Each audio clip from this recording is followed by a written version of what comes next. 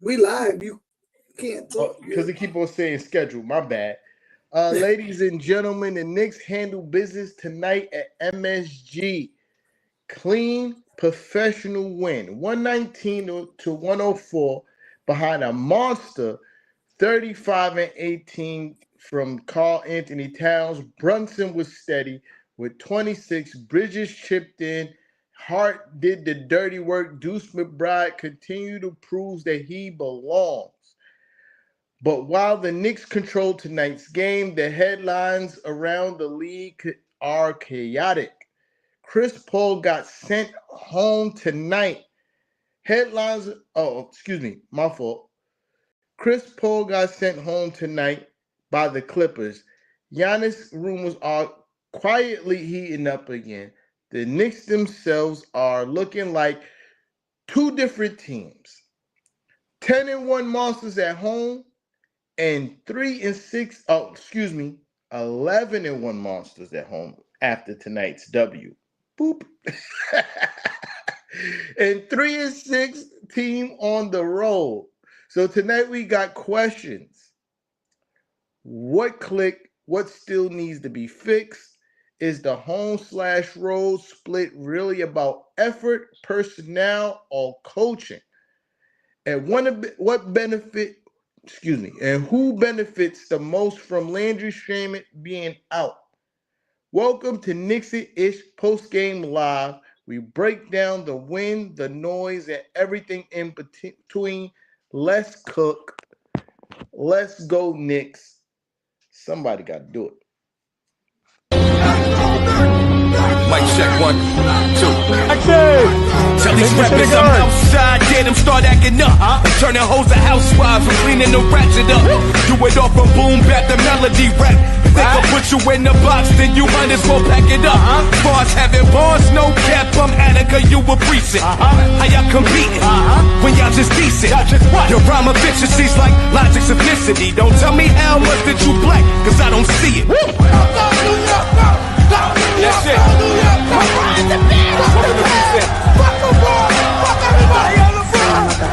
When we see you in the finals, bring that same energy, nigga.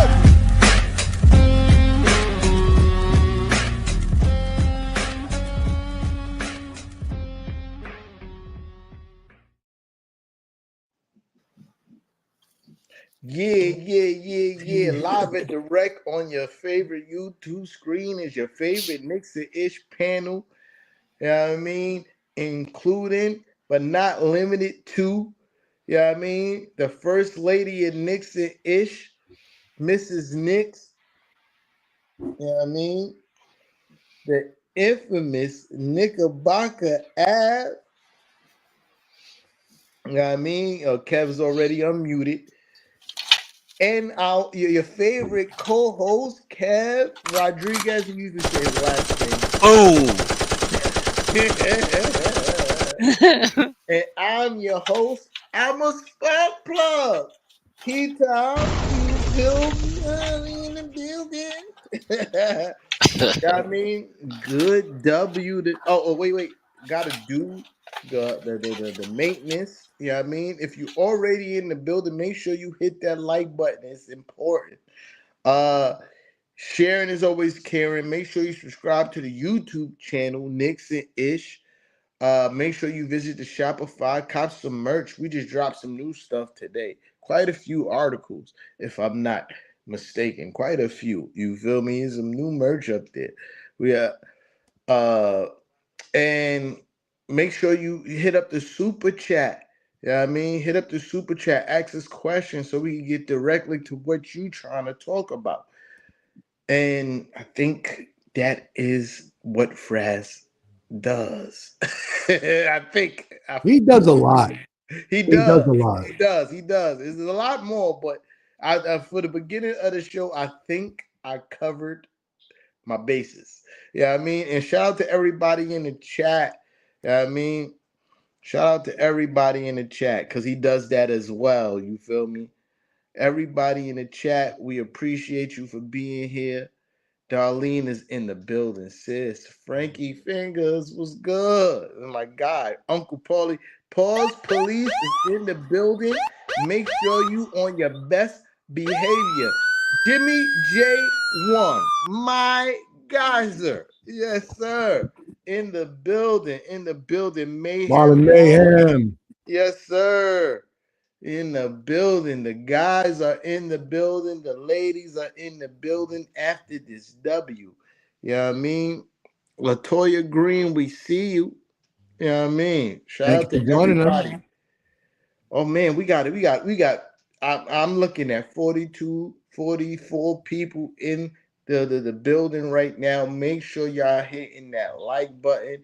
If you're on Facebook, make sure you're running over to YouTube to get that subscription popping. You feel me? Or if you're on X, make sure you're running over to YouTube to get the subscription popping, and make sure you're blessing the super chat. You know what I mean? To keep us going and keep us doing what we doing.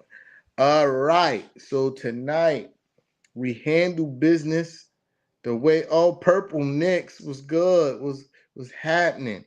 You know what I mean? Big Dots was good. All right. So boom. Tonight we handle business like how business was supposed to be handled. Rough parts it throughout the game, obviously. But getting the win is what really matters, right?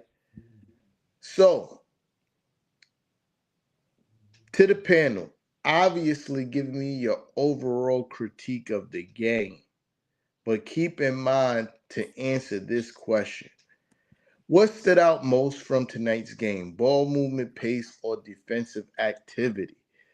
Let's start with Kev because Kev wasn't here last game, so we're gonna start with Kev. I To be honest, I only was able to catch the second half, so I miss most of the struggling part of the second half. But I saw in the second half they picked it up a lot. I saw they were moving the ball, being aggressive, you know, playing defense. I think that's the only struggle that we keep having, unfortunately. But yeah, I thought the win it was something that we should have did. um we playing the Charlotte Hornets like we supposed to do this. I'm glad Cat went off today because we needed that after that disappointing loss last night in Boston. The guys played well. We just need them to really pick it up on a defensive end, man. That's the most important thing I think that we should be doing right now. Other than that, I mean, let's go Knicks. So before you go, Kev, and we go on to What's the up? next person, you kind of like skipped over a little bit of the question. I know you only seen half of the game. Yeah, I What didn't. I stood out? missed. Yeah, what stood out most from what you saw? Ball movement, pace, or defensive activity? I mean, I mean the pace. I think they picked it up a bit. I seen Josh. He was doing what he do. And the ball movement was a little bit better. But other than that, that's all I really picked up in the second. I only got to see the real good part. I missed the whole second part when they struggled in the second quarter because I saw in the chat y'all was like, "Yo, this is trash. This is trash." I didn't get to see that part, so it's hard for me to be able to tell y'all to give y'all a full take because I only seen half a game. You know what I'm saying? No, I get it. I can't. Yeah, it's hard for I me to. appreciate what you gave us so far. Yeah, I mean, sis, Yeah. talk to me.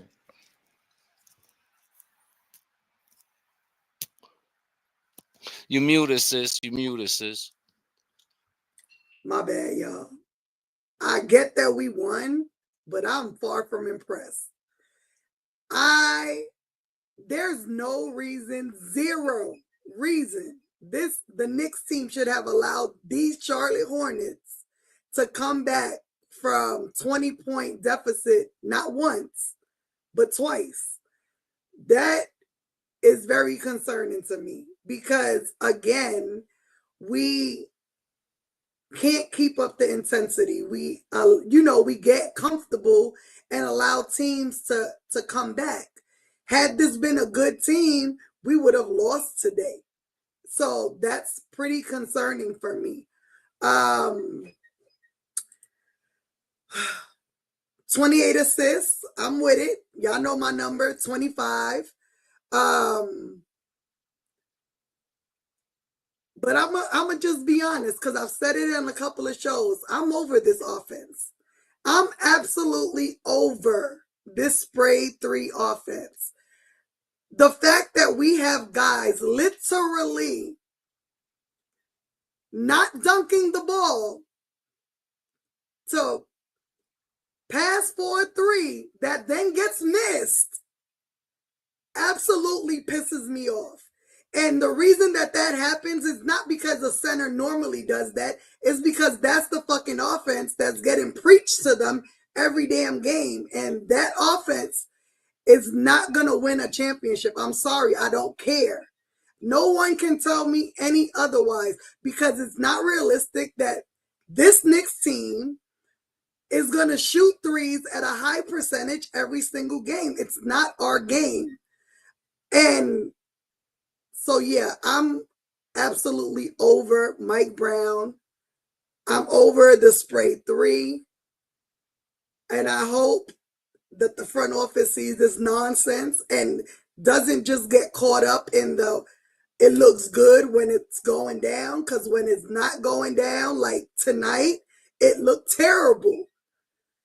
But what was the question that you wanted us to answer? Sorry, I had to let that out. Because when I see Huck Porty kick out that fucking, he had an open dunk, not a layup, a dunk. You kick that out? Come on, man. No, you can't tell me that a big man normally would do that shit. It wasn't just Huck Purdy, but you all right. That one what stood out? But don't forget when Tyler cursed his ass out. Dunk the fucking ball. Dunk the fucking ball. So the question was, what stood out most from tonight's game? The ball movement, the pace, or defensive activity? I mean, the ball movement and the pace stood out when it was going good, but then when it wasn't going good, we got stagnant, right? Like JB was holding the ball too long, especially in those stretches where the Hornets were coming back. It didn't look good, and I get that's his game. We're used to seeing it. That's normal. But in this offense that we now have, seeing that looks wrong, because we know that ball is supposed to be moving. So again, when we were successful, it looks good. When we're not, it looks terrible. The Knicks just need to get this shit together. I agree offensively with a lot of things, but before I get to my shit, nigga Bucket Ave, holla at me. I'm with Sis on this one. I think I was the loudest one in that chat saying that this game looked like trash. You definitely were. I was, to be honest with you, because the way that the first quarter opened up, Charlotte wasn't hitting. I think they were 1 for 10 from downtown. They only scored 12 points. The Knicks scored barely, I think, just under 30. And we were just talking about that last night. Oh, the Knicks lead the league in 40-point quarters. That would have been a perfect opportunity to have one. Didn't happen. Second quarter, we were up by 18. They cut it down to 3. Not saying that, that doesn't happen in the NBA. We're talking about professional basketball players and professional basketball teams. So that's kind of, expected nowadays, especially in today's NBA. But when it wasn't because of some kind of offensive, adjustment, it wasn't some kind of, somebody went off. It was essentially just the Knicks got lazy. They got complacent and they let the foot off the gas, let the Hornets get back into it. Then they come back into the third quarter. They started to rebuild the lead again.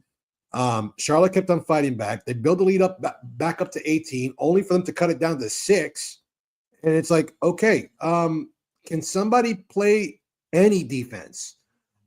Any defense would have been nice.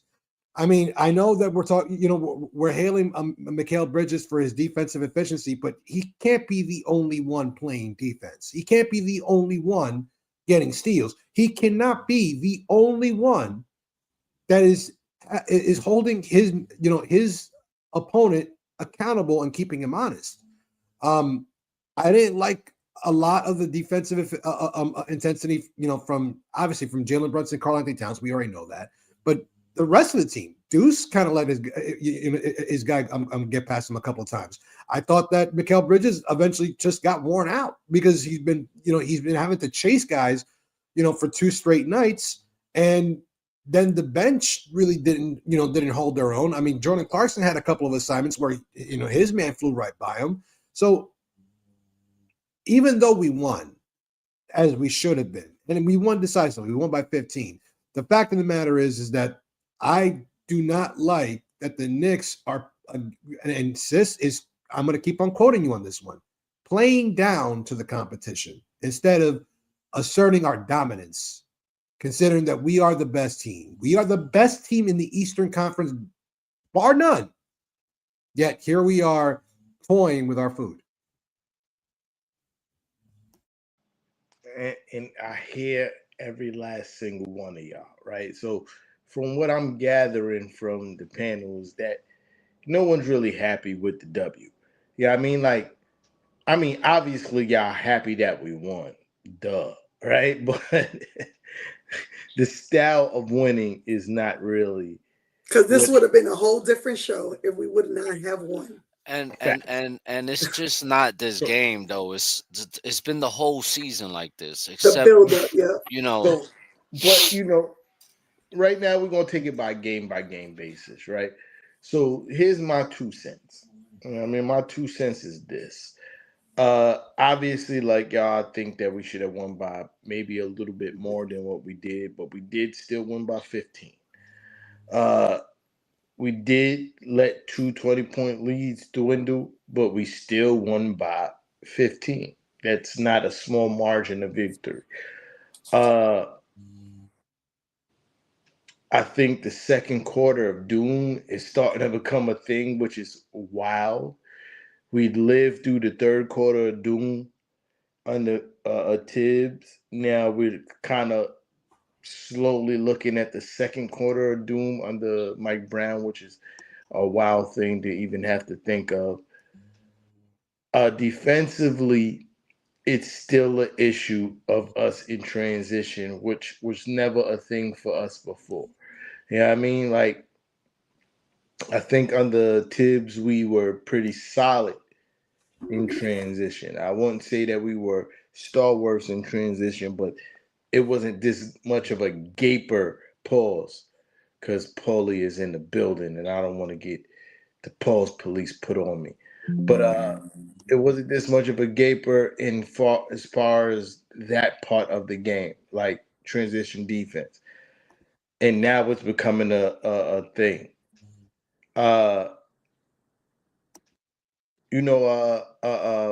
Knickerbocker Ave said that he was talking about how bad we were in the first half. I was one of the people in the group chat that's saying that first half maybe not so bad, but the second quarter was bad. Like I wasn't mad at the first quarter, especially consider that we didn't make no 3-pointers the whole first quarter. Poor shooting in the first quarter what made the game closer than what it needed to be. If we were even remotely close to what we shoot on a regular day, and then it wasn't bad shots. It were very good shots that just wasn't falling. We were remotely close to what we shoot on a normal day. That game would have been blown open. We'd have definitely had a 40-point first quarter if we just shot close to what we shoot on a normal day. Second quarter is inexcusable. It's poor defense, poor transition defense, poor closing out on 3-point shooters, which seems to be kind of the norm coming off the. And when you think about the second quarter, that's most of the minutes that the bench get Mike Brown usually runs Jalen Brunson all the way up until the second quarter. Him and Karl-Anthony Towns usually get a break at the beginning of the first quarter, and then we usually don't see neither one of them until maybe about like maybe 8 minutes left or less into the second quarter. And there goes pretty much where the discrepancy goes in that quarter, because the momentum is going at that pretty much at that point. And I'm not making excuses, but you also got to look into who's missing at that point, because there's minutes that need to be filled, and it's not being filled because you got the bench players that used to be, excuse me, on the bench. Now in the starting lineup, you got Deuce McBride in the starting lineup. You got Josh Hart in the starting lineup. Those are two big bench pieces that was once, agitators and facilitators coming off the bench that are now in the starting lineup. But that's not an excuse for what's happening, because this is a more recent phenomenon, and the people who's been injured has been injured for a minute. But a win is a win. I'm gonna take the dub. Should it have been a cleaner W? Absolutely. You feel me? To touch on something that Sis said is something that I also noticed, is that I get it. We want to get 3-pointers up, but not at the detriment of giving up almost guaranteed 2-point shots. This is 2 games back to back that I can recall, like literally. And I know what's happened before in other games, but in my fresh memory, these last 2 games, we've watched guys literally have, dunks or layups, and they passed it up. Hong Purdy is a culprit tonight, but he wasn't the only one. Jalen Brunson did the same thing. And it ended up being a turnover when Jalen Brunson did it. He tried to kick back the cat when he literally had the lane. Like literally. You know the expression, give him the lane? They literally gave Jalen Brunson the lane, and which is something that he never really sees, but he still kicked it back, and it ended up being a turnover instead of 2 points. I get the premium on 3-point shooting, but when you have an ability to either score 2 points or get a foul, you take it. You take it. There's no reason in the world that you should be giving up for a guard. I'm going to say on a modest level, right? A 75% chance of getting a bucket, right? Or putting points on the board for a below 40% chance of getting a bucket, right? That is no way in the world you're supposed to trade one for the other. And to Sis' point, that is taught. That is not an instant thing. An instinct thing, excuse me. That's not an instinct thing, because basketball players' natural instinct is to score. I don't care who you are. Your natural instinct is to go get points on the ledger. You feel me? When you start doing stuff like this, like kicking out when you have an ability to score, that is a culture and coaching thing. You feel me? And it's not just those 2 plays. We've seen it all season so far. We've seen it in the coach's philosophy, even after we won a big game and he said we didn't shoot enough threes. And I know I've been super long-winded. I apologize, y'all. But I just had to get that last tidbit off. A pause. That's crazy. All right. Hold on. I gotta do. So, You We can't hear you, T-Time. You gave me now? Yeah. All right, the Knicks dominating the paint 54-40. Was that a game plan thing or a talent gap thing? Who started? I can't. Kev started. Let's start with Sis. It definitely ain't the game plan. We know that. The game plan is to hit threes. I think, to be honest, I think there's times where our guys just are like, fuck this shit. We're going to do what we do and whatever. And I got that today when we saw Tyler literally tell Huck Porty, dump that shit. That's not something that Mike Brown wants. Mike Brown wants us to take 38, 40, 50. He'd probably be good if we shot 63s. He doesn't want us to take 38 or 30 or 25. So that's them doing what they want. And I mean, to be honest, you know, when you play basketball, you do what it takes to win, depending on your opponent. Who on their team was stopping Cat? No one. Zero. So you feed that man. And that's what we did. And that's what we're supposed to do. You take, you do whatever needs to be done to win. And The 22-point advantage. hey, that's what it is. Nice pass. Oh, Cody had a dunk and he throws it out. Oh.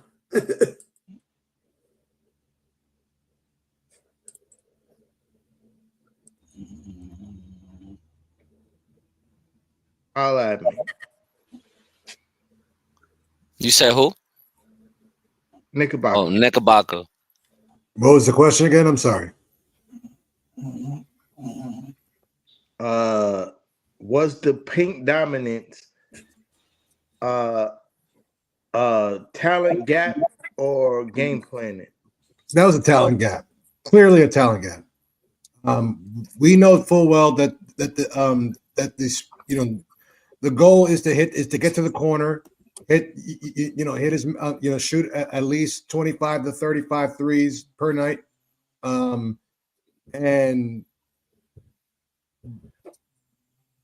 when the shots didn't go in, you knew that Cat had dominance, in the paint. You knew that Cat had the mismatch that he needed, and he was able to dominate in the paint. And then, at the same time, although JB is a decent three-point shooter, he's not going to be a consistently, just jacking three kind of guy. He is going to, penetrate. He is going to get to the cup, and he's going to open up passing lanes. So I think that, the fact that, that we won the points in the paint battle, that's where we kind of ate at that point. We had our meal there. Because I'm sure if we were hitting threes and had more 40-point performances throughout the quarter, we would have seen a whole lot more of that. They would have shot 49 threes. They would have shot 53 threes. Who knows? But I don't know. I think that it was just the fact that the game was what it was. The matchup presented itself, and they just did that exact. They attacked the point of emphasis of attacking the paint there. But looks like my brother from Bleed Blue is here. Steve Azul is here. Do you want to bring him in?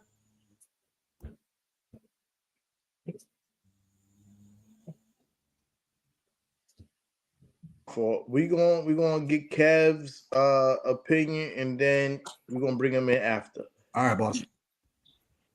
I don't like boss. I mean, to be honest with you, like, is there really a game plan? Like, we don't even know what we're gonna get from game to game with this team, to be honest with you. And and I love my Knicks. I love them, don't get me wrong, but I don't even know if they draw plays out or anything. Like, we don't even know, what Mike Brown does. I think he's still learning his own system. I don't think he knows.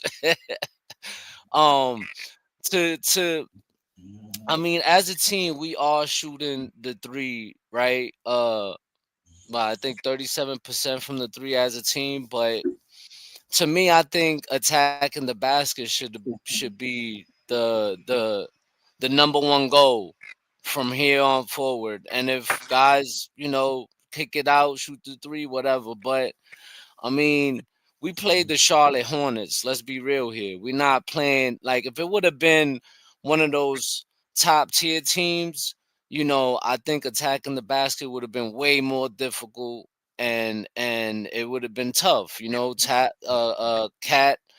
Cat would have had a whole different game if it was another team. I think that we did what we were supposed to do against them and against this team because of who we playing. Um, but I don't know, man. Like I don't even know what this is. You know what I mean? I don't know.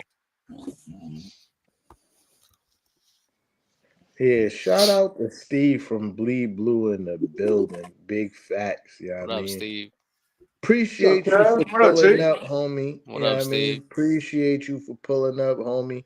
So now that you're here, we got to get you right into the conversation, obviously, right? So, do you think the points in the paint dominance that we had tonight was more of game planning or a talent gap? Talent gap. Talent gap. The Hornets stink. So we had to win. I said it about 20 minutes ago when Ab was with us before he jumped on with you guys. Right opponent at the right time. It was almost the same situation we had a couple of weeks ago when we had the back-to-back versus the Grizzlies on the Tuesday, and then the very next day played the Magic. I wish it would have been flipped had we played the Magic first and played them off a day's rest and then went into that game against the Grizzlies and we would have won both of them. Thank goodness on this back-to-back we played the Hornets. They stink, man. It's going to take like 4 years for them. So the answer is talent gap. Take the win because they're on the schedule. Makes the most sense.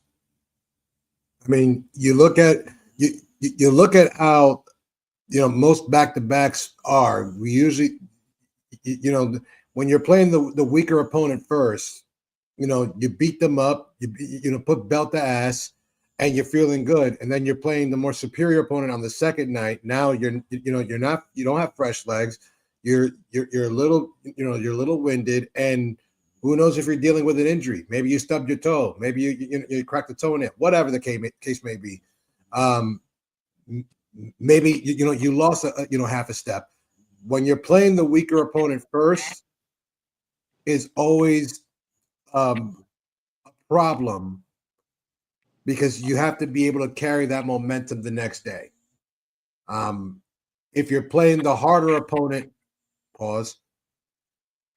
in that case, you usually fare a little bit easier because you know that you don't have to put up the same kind of effort, you're not facing the same level of talent, if that makes sense.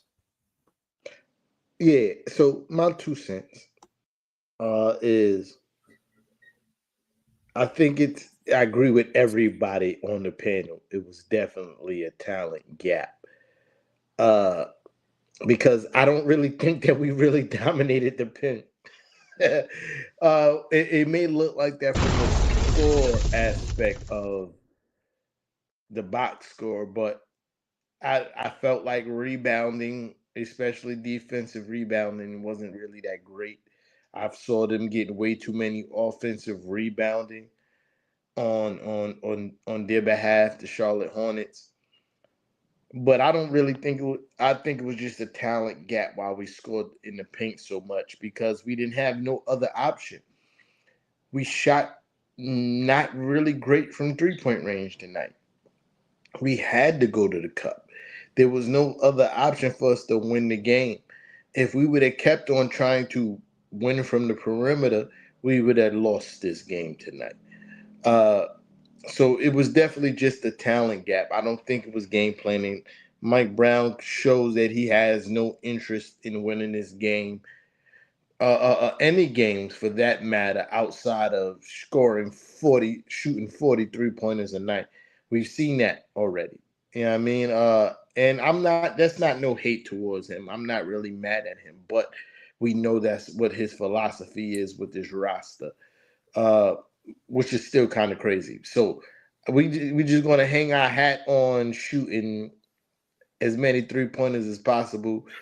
We're going to rely on the players to be like, guys, maybe not our night from shooting from 3-point range, and we just got to attack the basket. And I feel like that's kind of what was one of those nights that we just decided, hey, we're bigger than these guys. Pause. Let's score. Yeah, I mean, so that's how I feel that went. You know what I mean? And that should be the plan every night. I mean, there's not many teams that got someone that can handle Cat.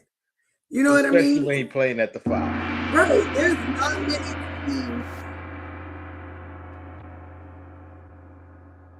Even when he goes into the paint, like we need to maximize our strength. Like this straight three is for the birds.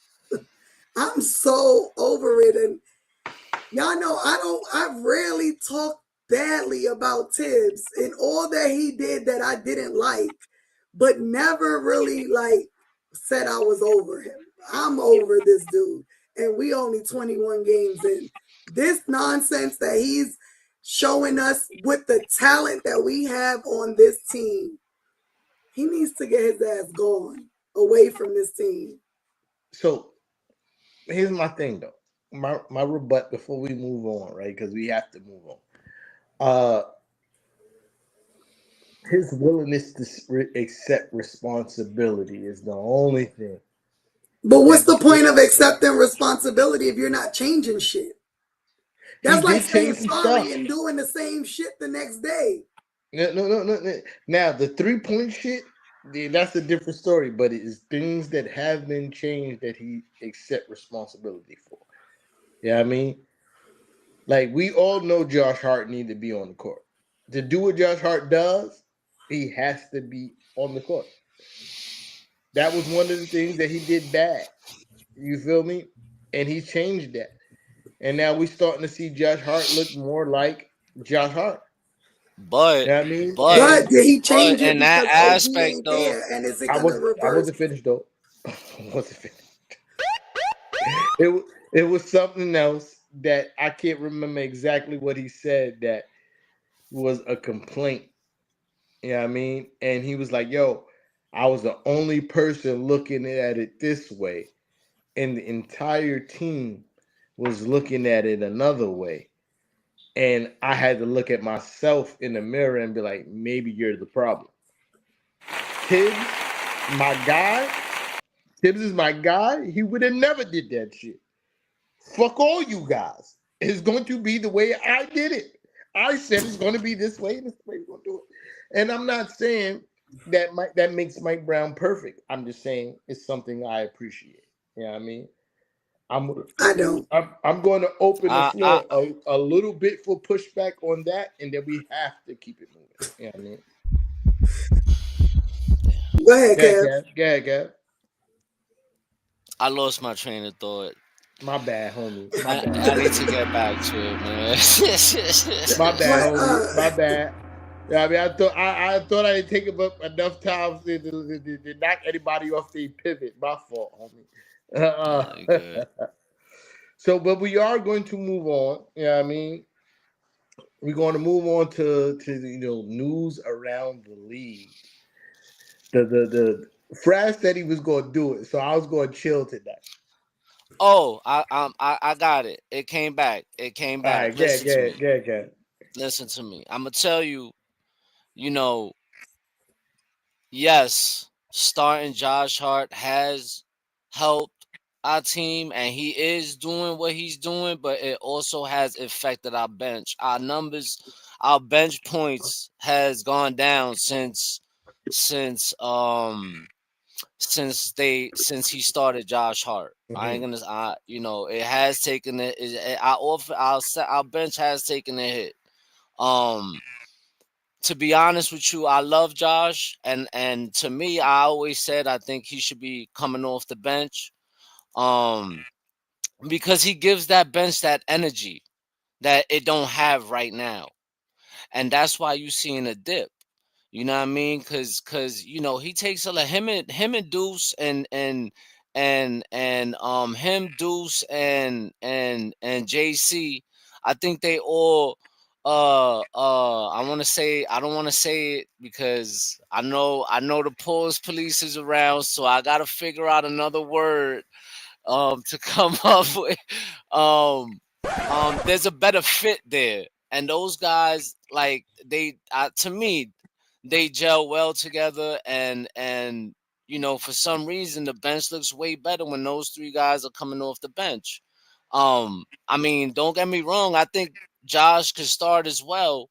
He could do everything, to be honest with you, but I think that since he's been on the starting lineup, our bench took a hit, and I think that's another thing Mike Brown got to fix, man, because we can't be having our bench struggling all the time, man. So, well, that's who's about to talk? Yeah, yeah. Oh, we got to let the guests talk for sure. Yeah. The quick answer for that is because Shaman and Anunoby's hurt, so Hart is probably there temporarily. So when those guys get back, things will go back to normal. That's the quick answer. Right, and I think that's why I think like he was blowing smoke when he's saying, I went and fixed it. You ain't have an option to fix it because we down two people, right? Because OG's out. Shamus was starting. Now Shamus out. Who you gonna put? You have to put somebody in, right? And it was defaulted Josh and Deuce. So yeah, he can say all that, but reality is if one of those two or both of them didn't go down, Josh wouldn't be playing as many minutes and not starting either. I'm going to say this much. Before Shaman went down, Josh Hart was getting more minutes. That's a fact. Shaman went down, it changed a lot of things. But before Shaman got hurt, Josh was getting a lot more minutes than he was in the beginning of the season. Josh Hart was sitting at the end of the games, which wasn't happening before Shaman went down. You know what I mean? Just to give a fair assessment. You know what I mean? I'm not trying to shit on nobody's tape. I'm just saying, to give a fair assessment, Josh Hart was playing a lot more minutes before the injuries really started to pile up. But one thing I'm going to say before we go to the next topic, this is not on the schedule. This is T-Tom's personal take. I'm sorry, y'all. I got to do it, right? I like Jordan Clarkson. I like the potential of what he could bring to this team. But I'm going to say this. My boy got about a month and some change to start proving that potential or pack him the fuck up. I'm not liking what I'm seeing. You know what I mean? We got a few games from Jordan Clarkson where that's the Jordan Clarkson we traded, we signed. But it ain't enough of those games to make me be like, yeah, this is the guy we're going to win in the playoffs with. That's all I'm saying. He got a month and some change before he got to pack it up. Because, Knickerbocker Ave, what is this supposed to be? It's supposed to be the season of destiny, the season we've been waiting everybody on this panel, we've waited our entire lives for this season. And if I'm Hallelujah, sorry, holla back. You said you're giving him a month and a half. I'm giving him 12 days. 12 days. The NBA trade deadline season officially begins because all contracts become tradable. Yeah, listen, I called on the right person for sure because I thought I was a rough critic. This guy is worse than me. I'll drop a nuclear bomb on that one. I love. That's the thing. I love Jordan Clarkson. Again, love the potential, but so far it hasn't been paying the huge dividends. Like right now, our bench is getting outscored, and it's not like he's starting any games. It's still getting outscored. And it looks nasty. It's not like we just get out. It looks atrocious. It looks lost, and you're seeing it. You're basically seeing the reason why Tom Thibodeau played his starters 40 minutes a night every night. Because now, if you haven't realized, if you guys have been paying attention to the box score, Mike Brown's doing the same exact identical thing. Yo, think about that. How at the beginning of the season, did I not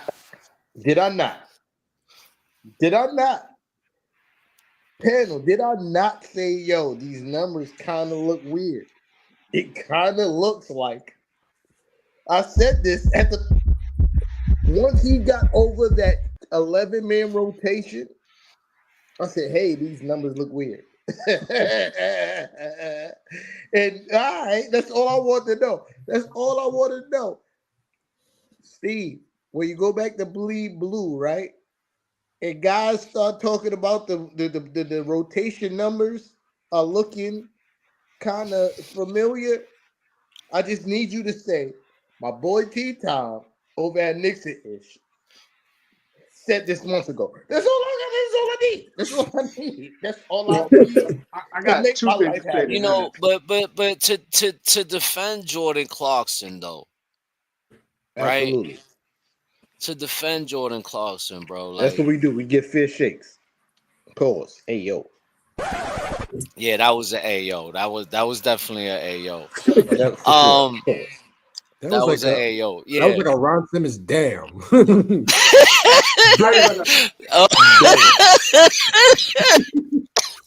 Excuse me. I'm sorry. But listen, like this is not the Utah Jazz. You know what I mean? Where he got to take over and start chucking up shots left and right, and he gotta put up 18, 20 because he gotta help bring this team back. This ain't the Utah Jazz. This is the Knicks, man. Like, we really got talent on this team. You know what I mean? And the ball gotta be moved around. You know, we got a Deuce McBride on this team. That we got a Josh Hart. We got some talent on the team right now. So, I mean, I could see why he could be a little, passive or not as aggressive as he should be, because sometimes, like we said, like we just don't, we might need him to take a few shots here and there, but we're not gonna need him to just go off all the time, if that makes sense. All right, I got 2 cents to say to that. And then I have another point on what you guys said last night. I applaud y'all, what y'all said. I'll get to that. But as far as Jordan Clarkson, he's struggling. Now, I'll even go back to last year, because I told Av on his Instagram Live last year when I called in, like, Jordan Clarkson is not the same Jordan Clarkson that we know him to be. He kind of took a step back as far as he's getting older, basically. So when the Knicks signed him, I wasn't overly optimistic per se. He's just going through a shooting slump right now. He's getting wide open threes. They're giving him the extra pass. It almost looks like Mikal Bridges last year, when he couldn't make threes at this point last year. I think Jordan Clarkson will clean it up a little bit. Some of the floaters are just not dropping like they normally should, but I think this is just a straight up shooting slump, and a lot of the guys in the league go through it. But my other point, I want to give you guys credit, and I don't think I heard nobody say this, and including us. You guys got on Jalen Brunson's ass last night, and rightfully so. And that takes a lot of guts, because a lot of people aren't going to challenge the MVP or the Eastern Conference Player of the Week. You guys did call it out, T-Time called it out. He was right, because you should have been feeding Bridges, and that's one thing I heard on you guys playback, that, damn, you guys are right. Gotta call it for what it was for the Boston game from last night. I just want to give you guys salutes for saying that out, because no Knick fan, for the most part, ain't calling that out, because it's Jalen Brunson, but it's true. He ain't Jesus Christ. Listen. I mean, what we do here, right? To us, he's Jesus Christ. Hold on. But what we do here, right? But yeah, listen, Kev, you ain't never tell a lie. But what we do here, right? Even Jesus Christ getting that frying pan. You know what I mean? He getting that frying pan because at the end of the day, Knickerbocker asked, tell me one more time what it's supposed to be. This is the season of destiny, the season we've waited our entire lives for. But I will say, I'm calling blasphemy on that last comment you made. But okay, Listen, yeah, listen. I'm going where I'm going, and that's up for discussion. But what I'm saying is this, right? Nobody on this roster is above reproach or scrutiny. Do you feel No. me? Even the Cap. We all love the Cap. That's undeniable. You know what I mean? We all love everybody who dons the jersey. You feel me? There's a few people that every once in a while we might be like, I get that motherfucker out of here. But that for this panel, that's few and far between. Yeah, I mean, we usually try to find the bright spots on everybody. So when somebody's on this panel talking about we need to get him out of here, that says a lot. And especially it says a lot when the Cap has to be the one getting scrutinized, right? And last night he deserved every bit of scrutiny that he got. And you said that. He deserved it. You know what I mean? But that's all I'm saying. It's like it ain't no bravery. It's just what we do. You feel me? It's what we do here at Knicks Edge. Everybody can get work. That's it. At the end of the day, it's always been, and this is, and On the Steve, front. it's the name on the front, not the name on the back. The name on the front of the jersey says New York. Yo, Say that again, Uncle Paulie. Say that again. La Cosa Nostra. Yeah. That's why I love the Yankees because our jerseys don't have names in the back. You heard. There's You some, heard. there's some, but there is some players that get held to a higher standard. That's like, all right, you know what? It might not be, the name of the jersey, but this guy right here might get an exception. You know what I'm saying? Not when we There's lose to some Boston. players that Yo, get an Not when we exception. lose to Sorry to cut you Boston. off. Sorry to cut you off. Sorry to cut you off. Not when you 6 for We 21. also beat Boston too, though, this year. no, We also beat them too. We hella Alright, behind so- schedule, y'all. We hella behind schedule.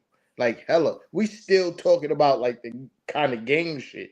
We ain't getting into nothing else yet. And we like almost an hour in. You know what I mean? I'm sorry to cut y'all off. My bad. You know what I mean? But we gotta keep it moving. So tonight or today,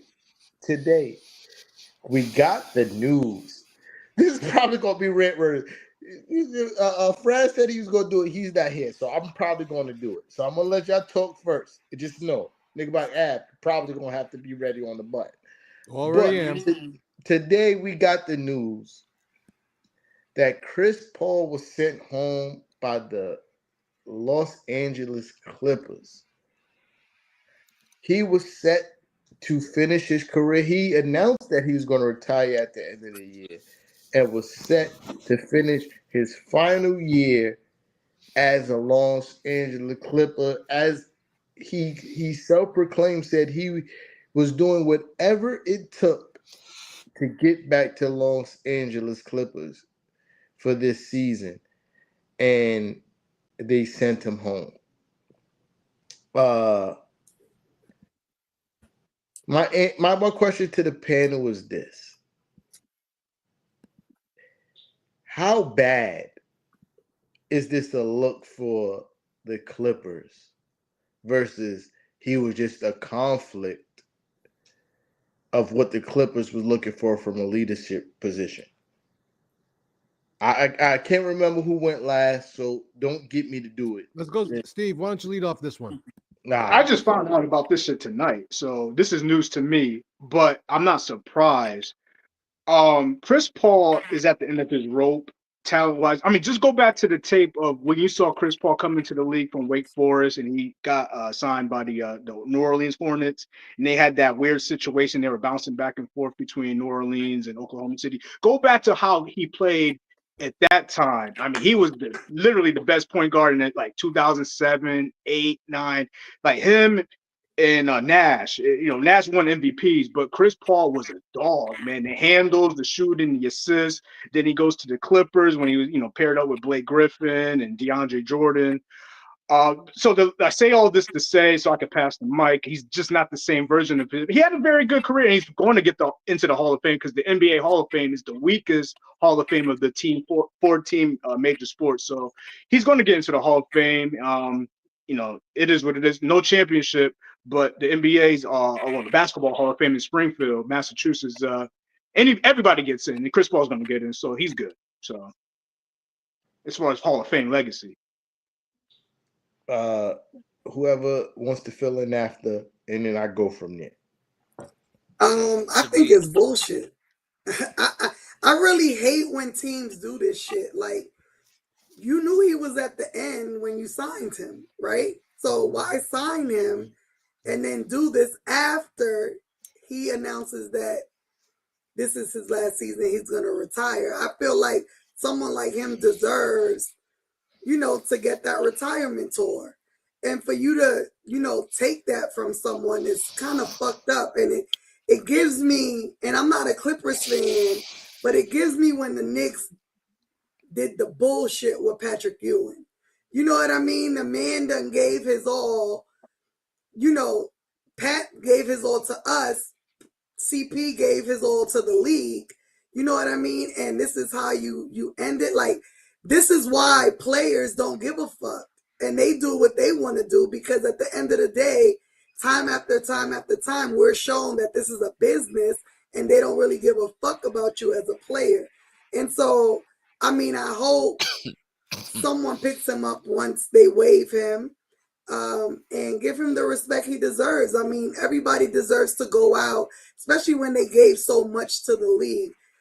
Same way I feel about, Melo. Like, I'm not a huge Melo fan, but Melo deserved his little retirement tour, and he never got it. It's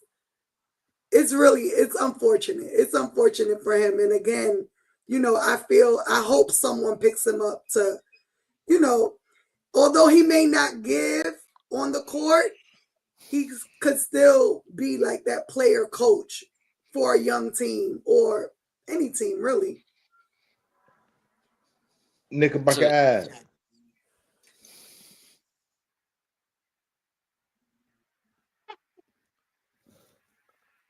I am not totally surprised that this kind of bullshit happens out of the Los Angeles Clippers. Let's recall history. They were one of the worst teams, worst run organizations for most of my childhood. I think they probably had one winning season in that whole stretch. Then they had the Donald Sterling situation. Then you find out that Kawhi Leonard was taking money under the table. Then they do this. This is why I'm not surprised. Because the Los Angeles Clippers, for whatever reason, smell like shit. They look like shit. They are shit. And if you're a Clipper fan, I actually am genuinely, I feel sorry for you. Similar to how, us Yankee fans feel bad for our little brother, the Mets. We kind of feel bad for them in a little way. Because you can invest all your faith and all your money and all your time and your fandom in an organization only for them to let you down in the end, because they don't even know how to properly honor a professional sports athlete who gave and gave and gave. You've never heard Chris Paul being in part of any kind of scandal. You've never heard a negative thing heard about Chris Paul ever. Chris Paul has been a statesman. He's been part of the players union. He's been over and over and over a person that you can emulate from. Yes, let's be realistic. Yes, he made millions, and he was injured a lot, and he was at the tail end of his career.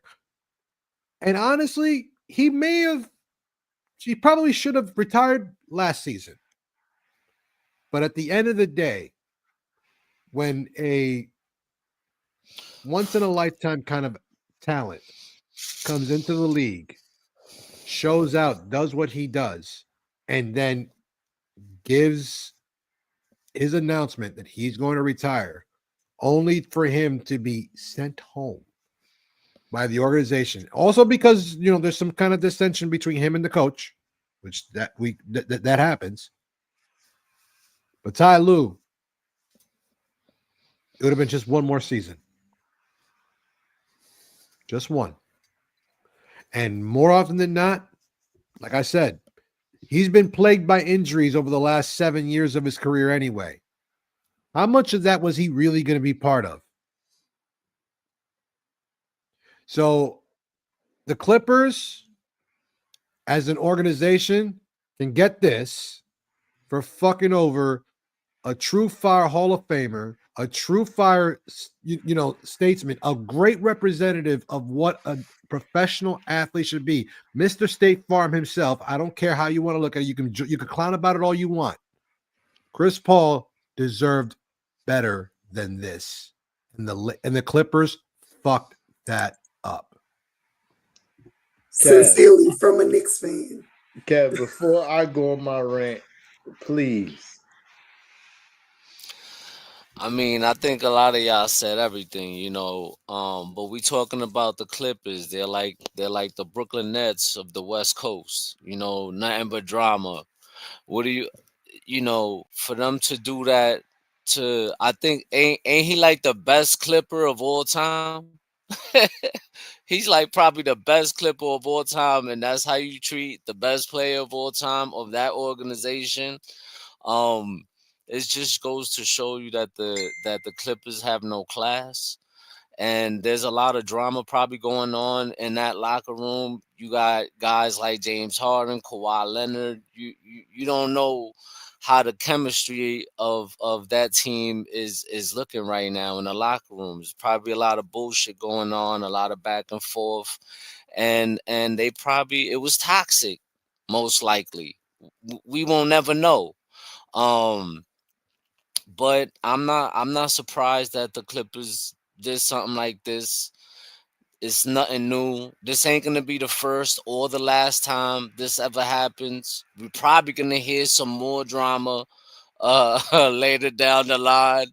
But like Anna said, I hope that when the opportunity comes that they waive him, a team picks him up, and maybe a contender picks him up, and it'll finally give him that opportunity to get the chip that he never had. That's what I hope for him. So that's how I'm gonna end it. Knickerbocker Ave, tune up my music, man. Fucking Clippers, you sorry son of a bitches. You feel me? The Clippers are. Hold on, wait till my shit drop. Yeah, the Clippers are the joke of an organization that everybody thought the Knicks was for all these years. You feel me? You're talking about an organization that never won anything, and they're never going to win anything, because look at the way that they treat even the legends of their organization. It's disgusting. It's disgusting. Chris Paul deserved none of what he got today. It's not like y'all even waited till y'all got home from the road trip. Y'all went in like a thief of the night and told him in the middle of the night that, hey, we're sending you back to the crib.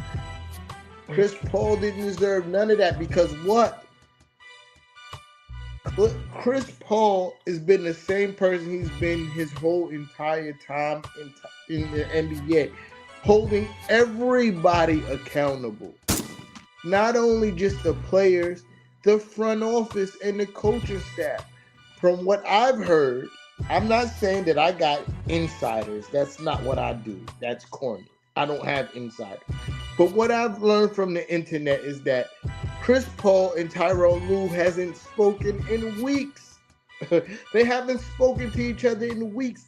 And who the fuck is Tyrone Lue to think that he has the authority to get Chris Paul kicked off any team? Tyrone Lue has never been even half of the player that Chris Paul has ever been in his career. You are better as a coach only because you've had the most fire players in your whole career. It's not like because you had to build it from the ground up. Nigga, you had LeBron and other Hall of Fame talent career players in your career. It's not because you had to build that from the ground up. So who the fuck are you to think that you are the one to go, hey, we don't need Chris Paul, nigga?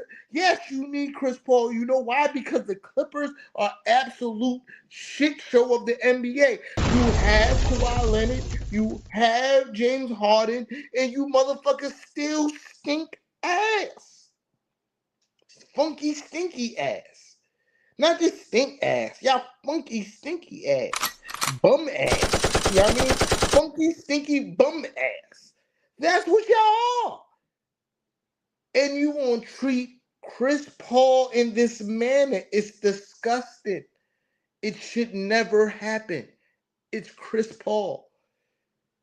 He is one of the greatest point guards who ever graced the game. And he's never been a Knick, and I'm saying this. He's one of the greatest point guards who've ever graced the game. Not only for the Clippers organization, I'm just saying, who've ever graced the game. It's a reason they call him the point god. It is a reason for it. I didn't make up the name. It's a name that's been given to him through his journey throughout the league. There would be no Lob City if it wasn't for Chris Paul. It would be no run where it was like y'all was looked as even competitors to the Lakers. Lob City was looking as competitors, and y'all were better than the Lakers in that time. Because of Chris Paul, there will be no emergence of Blake Griffin. Blake Griffin don't turn into who he was if it wasn't for Chris Paul. These are facts. I'm not making this shit up. Case in point, look where he is now. Nah, Detroit, he was wild in his first year in Detroit. Let's not do that. Trash ass prime. I ain't go insanity. What's he do? Lie. Or Blake Griffin. He bugged out his first year in Detroit. But I also believe that comes from his development under Chris Paul. You know what I mean?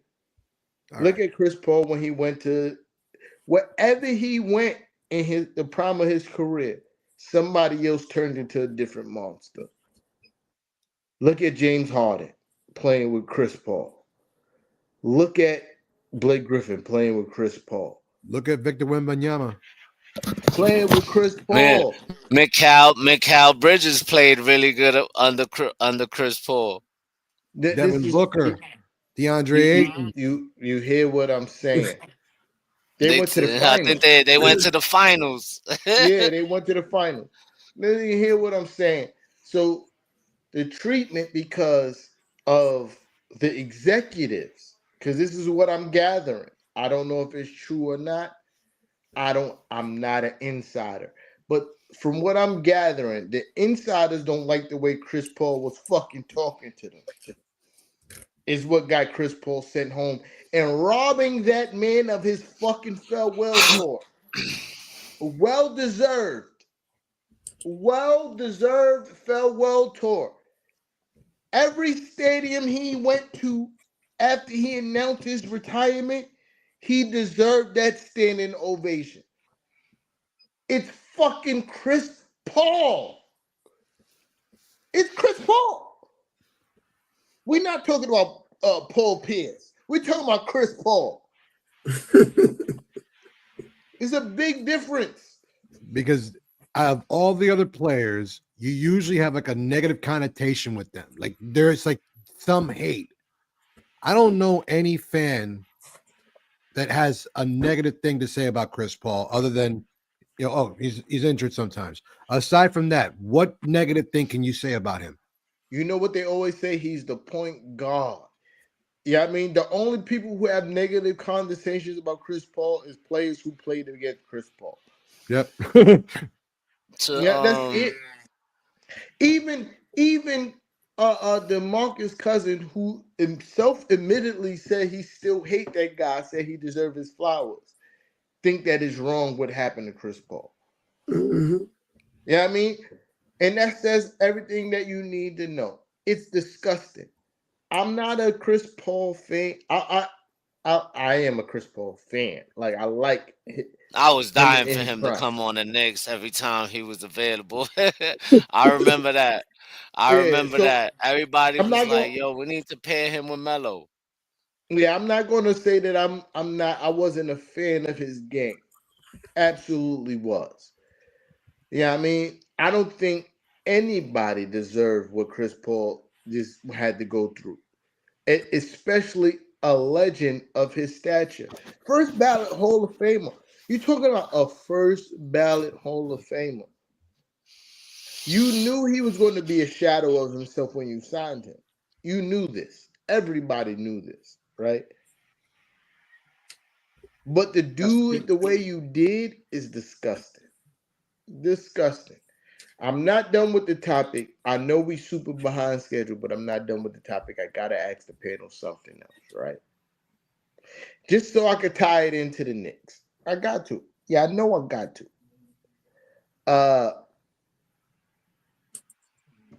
Now that CP3 is available, I hate to do this because this is the kind of shit that I hate. Yeah, I mean, now that CP3 is available, should the Knicks consider kicking the tires if CP3 want to finish his career at the end of the season or now? I see Steve shaking his head. And he Love CP3, but nah, this like Av. What is it? What's this year? Say it again, Av. This is the season we have okay. waited our whole lives for. Not the season we've waited our whole lives to get for CP3 to finally fulfill that toast he had 10 years ago. I mean, he can fill in and be that Jason Kidd type point guard that we had back in when Yeah. we talking Okay, about Chris then Paul whose here. minutes Wait are a we minute. giving? Whose Jason minutes We we Jason giving? Kidd broke down against the listen. Pacers, man. You don't want that against Detroit this year. Listen, bro. The question was asked, right? All I'm saying is that we not talking about some bum ass point guard from God knows when. We talking about a legend right now. We talking about a guy who is a what? How many time All-Star? Well, I don't I even know. mean, I ain't got the really? number, but it's a lot of How times. many It's a time lot of times. All-Star here this guy is? We not talking Probably about 7. some bum ass guy here. We talking about Chris Paul. Now, I'm not saying for us to get him, but the question was asked. He can be that Jason Kidd type player that the Knicks had back then. He could play that role. We I not usually asking wait. him to do. We not asking him to do big things here. We're Yeah, not. I usually wait till everybody say their piece, but I can't on this one, right? If you gotta ask me this question, right? If I had a choice between Chris Paul now coming off the bench or Tyler Kolek, I'm taking Chris Paul. if right now in this moment you talking about old man Chris Paul coming off the bench to spell Jalen Brunson or Tyler Kolek, I'm fucking taking Chris Paul. I'm not batting an eye. I'm not second guessing myself. I'm not being like maybe if. No, it's no maybe if. It's Clifford Paul. It's Clifford Paul. And can I Every say? fucking single time. You feel me? And I'll take my chances with injury, age, whatever the case it may be. Yeah, I mean, and that's no disrespect to Tyler Kolek. I love Tyler Kolek. I think Tyler Kolek has a chance to be something definitive in this league if he develops the right way. I just think you have Clifford Paul. Yeah, I mean, like he don't even need to do half of the shit that he was doing on other teams. We can carry Chris Paul to the playoffs. You talking about somebody who's been in big situations and delivered in big situations. We're talking about one of the, in my opinion, 5 greatest point guards of all time. Name them. That's better than Chris Paul. Name them. You said top 5. Name them. I'm being gracious by saying top 5. Okay. I'm being gracious. He's probably closer to top 2 or like the 3. And I'm gonna give you Stockton, and I'm gonna give you Magic Johnson. Outside of that, shrug shoulders. Better than Walt? Whoa, Clyde. Fraser. Clyde? I think Clyde was more of a combo guard than he was a point guard. Okay. Yeah, I mean, now as a Knicks fan, I would never say Kevin he's Johnson. better. That's blasphemy. Look. Now, as a Knicks fan, if you put me against that pause, against that wall, to say that is he better than Walt Clyde Frazier, I'm going to tell you no, because I'm a fucking Knicks fan. Yeah, I mean, I'm a fucking Knicks fan, right? But if you give me the pause, because y'all all freaks. If you go give me the wiggle room to say that I can put Walt as more of a combo guard because he was a shooter and he was a scorer, especially in his era, that makes him more of a combo guard. I'm going to say that pure point guard wise, Chris Paul is better. You know what I mean? And can I say this before you keep going? He's gonna come here. If you think Mikal Bridges is playing out of his mind now, with Chris Paul is gonna unleash another type of Mikal Bridges y'all probably haven't seen in a long time. Because the way those guys, the chemistry that those guys had in Phoenix, and Mikal Bridges will tell you himself was insane. You know what I'm saying? So, and not only that, he is going to put Tyler Kolek under his wing, and he is going to teach that man. This is why it's mind-boggling to me. You took exactly what I was gonna say. I'm sorry I did it, but I just had to do it because it's I don't. Why would we not want to bring that type of experience? We trying to contend. Who you giving up to get him? Av, this is the what? How you gonna get him here? Wait, this is the what? This is the what? The season of what? The season of destiny. The season we waited our whole lives for. Okay, so but imagine. Kev, give me 1 second. I'm gonna let you land the plane. He said, "Who we giving up for?" He'll come here on a vet minimum, which we have no roster spots. We do. There's a lot of scrubs on this roster that shouldn't even be here. So what? Listen. I'm sure there's a way. I'm sure there's a way. He's never gonna play. We talking about Leon Rose here. Let's not second guess. Let's not start kind of question our general management and our front office. I'm sure there's a way they could finagle something in order to get this guy here. We're talking about Leon Rose. You know what I'm saying? I'm sure he can make something happen. If it comes to available, and we might not gonna have to give nothing up because the Clippers, if they waive him, they still gotta pay him whatever they paying him. We don't gotta pay that. So we still have to move someone because we need the spot, not Yeah. necessarily the No, money. that and no, and I understand that. And that's why I think I'm not a general manager. None of us are either. But Leon Rose has made some moves, right? That has helped this team get better. And I'm sure there's a way he could figure something out because we're talking about Chris Paul here. This is what I'm saying. Point guard, you heard. So I agree. We gotta keep it moving. We gotta keep it moving. I got one more I want to say question. one point to what Anna said though, real quick, because there is that factor. You said it in your T-Time. You said it in your observation as far as it's the age and it's the potential of the injury part at his age now. That's the issue for me, and it's the same thing that happened when Kidd came to the Knicks, where he just literally couldn't even make a layup against the Pacers. He just collapsed right in front of our eyes. And then the other player, Anna mentioned Patrick Ewing, how he got disrespected. I was actually going to mention Kemba Walker. Kemba Walker is from the Bronx. Kemba Walker was an all-star point guard.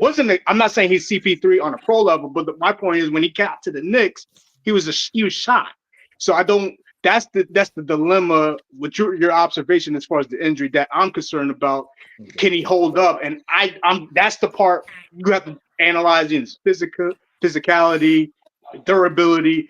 That part I don't know because I haven't really been following Chris Paul like that. But I'm with you. Like the Clippers, what they did, they should never sign him. They're gonna do that to him on his farewell. So that's the fucked up part about the Clippers.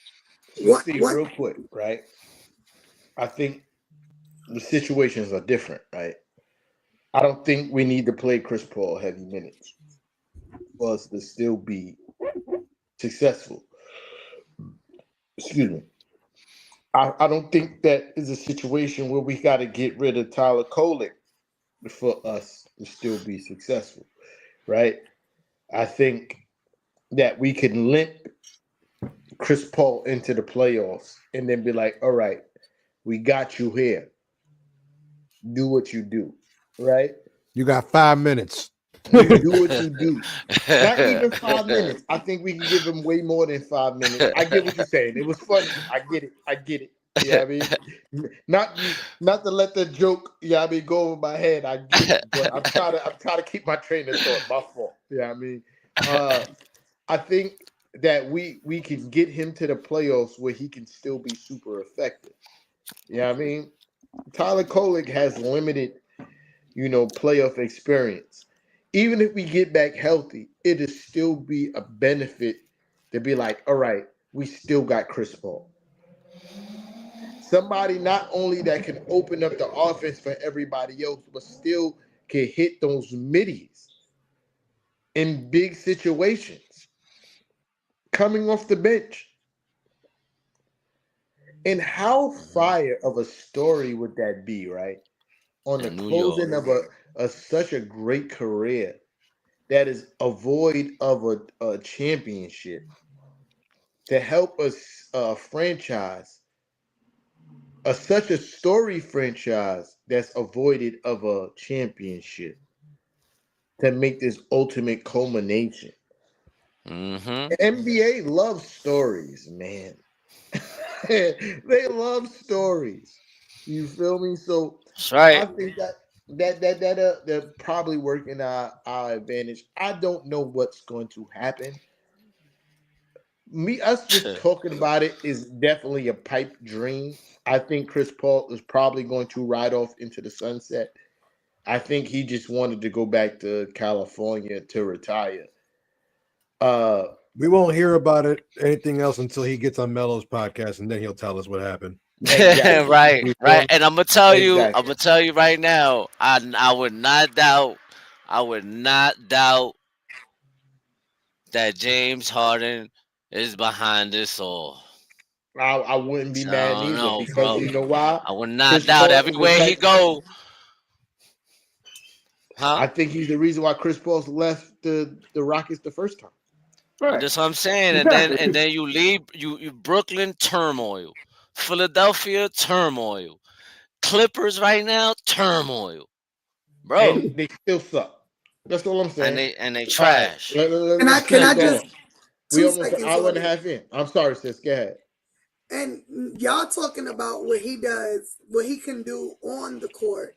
But for me, it's more what he can do not even playing, right? That's another one. We don't have a real vet on the team.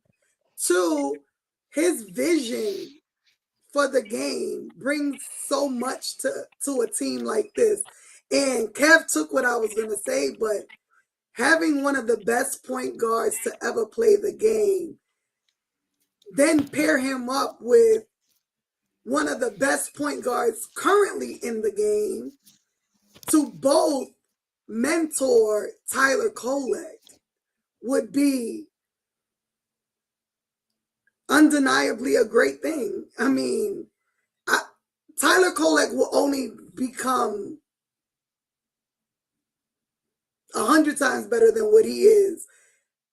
You know, under both of their wings, Tyler Kolek already has that court vision. If he can get someone to just pour their knowledge into him, I think pause. I think he will benefit from it. You know, even today, seeing him get angry and hold his teammates accountable shows that he has what it takes. He just needs that development. And having a vet like CP as well as Jalen mentoring him in this crucial year of his career will be huge. Yo, when he cursed Huckporty out, I was crying, bro. Cause I read his lips. I read his dunk the fucking ball. I was like, yo, I ain't gonna lie to y'all. I stood up. And I did one of these. Like on the like yeah. That's what I'm talking about, Tyler. Talk that shit, Yeah, bro. because he Hold him, absolutely should have. He hold him absolutely should. accountable for that because that was bullshit. You was right there. You was right there under the basket. Dunk the fucking ball, bro. If you don't want to dunk it, then lay it up. Cool. Yeah, score the basketball. Score So, the basketball. Fuck that 3-point shit, bro. so this is my last thing on this topic before we move on because we got another topic to get to. We actually got 2 topics to get to still. Last thing on this topic is, you know, we mentioned Tyler Kolek, we mentioned, Jalen Brunson. Just to have some and just have a team, period, that is willing to take accountability. You know what I mean? We have a team full of players that are willing to take accountability for when they fuck up. And have a player like Chris Paul who's willing to tell everybody they shit stink. Even the coach is willing to take accountability. We heard it. I did this wrong. I noticed everybody else except for me was on this wave. And I realized I was the person that was wrong. That seems like a perfect place for a veteran like Chris Paul to help us win a championship. I'm saying if that's what we really want to do, right? We could easily cut one of the guys that we're not playing anyway, right? The McCullers, the whoever else the fuck that we're not playing. Huh? Become Dadier, Kevin McCullough Jr. We're not gonna do Dadier like that. He's gonna be. It was some. Who's the other one? But McCullough, we definitely not playing him. It's a wrap. Trey Jameson. Yo, there's a guy in street clothes that I saw on the bench today. Get him the up one out with of the here, locks. bro. I don't even know his name. Right, like, yo, who is he? Get him up out of here, bro. That's all I'm saying. Pack him up. That's all I'm saying. There's room for Chris Paul to be a part of what we're trying to do. That's all I'm saying, right? Right. But to move on, to move on finally, because we are hour and a half in and we still got 2 topics to go through. Today we found out. I hate this shit, bro. I ain't gonna even lie to y'all. I hate this shit. Giannis we found out today that Giannis did request a trade in the offseason. We knew that already, Well, it was rumors. It wasn't confirmed, right? Via Brian Windhurst, the fat man himself. He said that during the offseason, Giannis did request a trade, but agreed to stay with the Milwaukee Bucks as long as they had a commitment to winning this season. So my question to the panel, right? Do you believe these rumblings have real legs, or this just noise and frustration from the media and fans? Let's do. We don't have guests as often, so let's be gracious hosts and keep on letting our guests start off. Well, I'm anti-rumors as it get. Av knows how I get down with that. Trade rumors, I believe it when I see it. Nothing's out of the realm after what we saw last season when Luka went to the Los Angeles Lakers for Anthony Davis. Whoever thought that would happen? A prime player for pretty much a guy kind of past his prime. So to answer the question as far as Giannis being traded or requesting trade rumors, I'm not surprised. So I kind of leave it there, and I don't really get into the rumor mill avenue because I just think a lot of it is more fiction than facts. But over the last couple of years, some crazy stuff has gone down. So if he requested a trade, it is what it is. I mean, he's a top 2 or top 3 buck of all time in Milwaukee. So he probably wants to move on with his life or whatever. He can only but do so much in Milwaukee. So that's another key to that. Knickerbocker Ave, talk to me. I already knew this. Considering that they were even discussing this during the offseason, there was apparently a 2 or 3 week window where Milwaukee was only talking to the Knicks to make this trade happen. And after that window came and went, they were looking at, both sides were kind of blaming the other that the deal didn't get done. We know Giannis bought a house out in the Hamptons. We know that he likes to vacation here, which is, everyone else vacations elsewhere. They come to visit here, not to vacation here. It's kind of crazy, but the reality is that Milwaukee's not going to do this. And if I were Milwaukee, I wouldn't do this.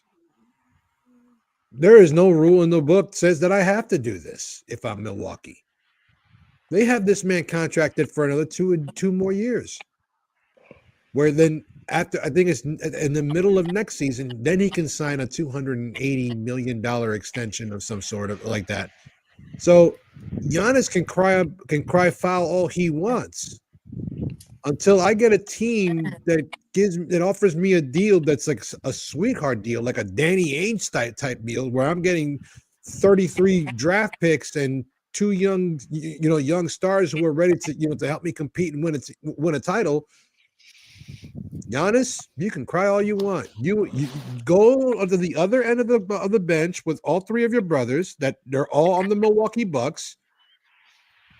Have yourself a Euro, do what you gotta do, and get comfortable. Because at this point, if apparently he wants to come to the Knicks, damn well there is nothing the Knicks can offer the Bucks that that'll make them say, "Oh yeah, we want that." No. And frankly, I'm not willing to dismantle my team in the same way that we did for Carmelo Anthony, 14 years ago. I'm not doing that again. I think I learned my lesson. Although I love Carmelo Anthony and I consider it one of the best things that ever happened to this organization in a long time. But I'm not doing that again, especially when I've said it now 5 times on this show. I'm going to say it again. This is the season of destiny. This is the season I've waited my whole life for. And I want to see it completed and come to fruition with the team that we have. And that, I mean, I've seen a number of different mock trades and ideas. And, I'm sorry, I get on his case a lot. I'm not giving up Karl-Anthony Towns. I'm not giving up, whatever picks or pick swaps that we have. I'm sorry, Giannis, but if you want to come to the Knicks, talk to me in June. All right. I usually wait again. This is another situation. I usually wait to the end to give my 2 cents. But since this is such a stark contrast in what was just said, I think I would do the fans a disjustice and not interjecting myself right now. Pause. I would disagree on a few levels, right? Obviously, I wouldn't mind keeping the team as is right now, and I've always been a person that's not been a fan of mid-season trades or pretty much trades predominantly, right? But if the right trade came about for Giannis, I'm taking that trade. That trade would include Cat and anybody below the talent level of Josh Hart, right? Whoever you feel that's the talent level below Josh Hart and Cat, I'm taking that trade for sure. And I'm gonna tell you why. I like Cat. Don't get me wrong.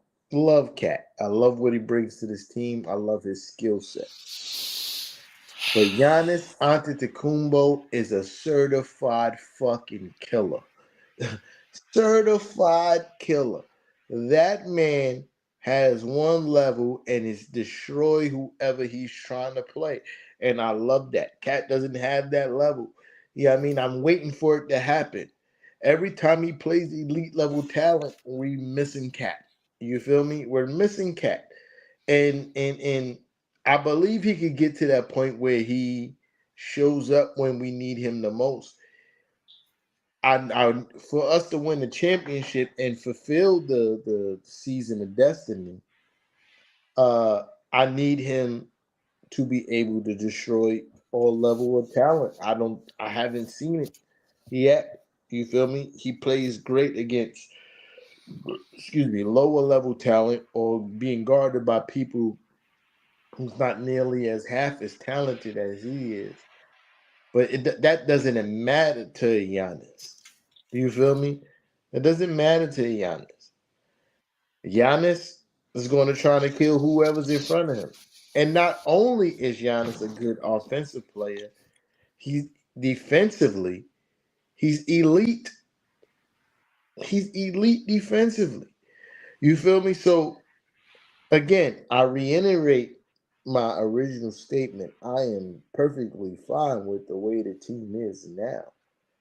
But if it's a real shot of getting Giannis without having to break up the team as is, you feel me? Like, without giving up, Cat and somebody that's not super pivotal. I don't want to give up an OG. I don't want to give up Mikal. I give up Mitch. I'm sorry to say it. Yeah, I mean, he's one of our guys, but he's never really around when we need him. I'll give up a Mitch. I'll give up somebody who's below the talent level of a Mikal Bridges. You feel me? Like, I'll do that to get a Giannis Antetokounmpo pair them with Cat and one of the stipulations I just mentioned, I feel that is a legit championship run. It's hard enough to stop Giannis by himself on that bum ass team now. Imagine you pair him with somebody like a Jalen Brunson. Well, what they gonna do with him? What they going is nothing. That's the answer. Nothing. I'm sorry, but it's people that we gotta get to. I know I skipped Kev and Sis and Kev. I don't know who wants to go. My bad. Nah, go ahead, sis. Go ahead, sis. You good? Go ahead, sis. No, absolutely not. Zero chance. I literally, so one of my friends, Purple Nick, she messaged me today and she's like, "Did you hear about Giannis?" And I said, if the Knicks do a Melo 2.0 trade, I will retire as a Knicks fan. I will absolutely retire. I do Can not we give you a want, fan tour? Can we give you a tour like Chris Paul? yes, you All right, we can do that. But I will not watch anymore because if we didn't learn our lesson, then what the fuck are we doing? Like, y'all just want to torture us? Like, I don't like torture. Like, no, I'm good. So, sis, this all I'm saying is you're thinking about the worst possible trade. Yeah, no, and let me continue. What about the best possible trade? That's all I'm saying. I don't think a cat and other pieces for Giannis is the best possible trade because I don't think Giannis will be good in this offense. He don't shoot threes. He don't have to. Cat ain't been shooting. What do you mean he don't have to? Mike Brown is the damn coach. Yo, that's what he want everybody to do. Sis, Cat ain't really been shooting threes. Mitchell Robinson shoot a fucking three yet. Cat ain't really been shooting threes. That's all I'm just saying. That's all I'm saying. He has. It just hasn't been, my point, going down for him. He's shooting at 33%. He's right. That's He's exactly my point. But that's this year though. But that's this year. He shoot like 40% career wise. Last year he shot 42% from the 3-point line. You're talking about shit that happened before this coach was here. My point is, this coach is here, and he's been shooting like shit. It don't matter what Giannis Giannis shoot like shit from three because we've still been winning without Cat shooting great from three. All right, so Giannis is better in every other aspect of the game. But you're always putting it, in how it will benefit the Knicks. Why would Milwaukee even entertain this idea? Because what do the Knicks have that Milwaukee's like? Yeah, I want Karl-Anthony Towns because even if they take Karl-Anthony Towns, they're gonna want Deuce McBride. They're gonna want Jordan Clarkson. They're gonna want all our picks. They're gonna want they want your kids, my kids. They're gonna want Spike Lee. They're gonna want freaking the Towel Boy. They're gonna want prime parking at Madison Square Garden. They're gonna want more than that, and we don't have that. They're gonna want our picks for the next 70 years. Okay, no, that's not always necessarily true. True, but more. We're heading into that direction. You asked me a question. Let me answer, good brother. You know what I mean? We are in a era of player empowerment. If a player asks for out, especially a superstar, teams usually bend over backwards to give them what they want because you know why? You want other players to know that they're not trapped if they come to your team. If players feel like this organization, if I go there, no matter how unhappy I am, they're not going to let me out of there, they're not going to want to come. Especially anyway, it's Milwaukee for Christ's sake. I mean, come on. And that makes it even work better for our situation. But you know what you're not mentioning, Tito? Hold on, I ain't cut nobody off. I know that much. I'm not. I'm adding into what you know to whatever. He has 2 out of the last 3 seasons missed the playoffs due to injury, and the Bucks were out in the first round. And you know what also So happened imagine too? we imagine we go trade everything like we give them, and then that happens. Literally get where you're going with that, but I'm gonna tell you this is the difference between him being the fucking guy on Milwaukee, the only guy on fucking Milwaukee, because the last 2 years he had to deal with Dame Lillard, who also was never there. There being not having to be the fucking guy every play. Every play doesn't revolve around Giannis Antetokounmpo. He could come to the Knicks and be like, yeah, you know what?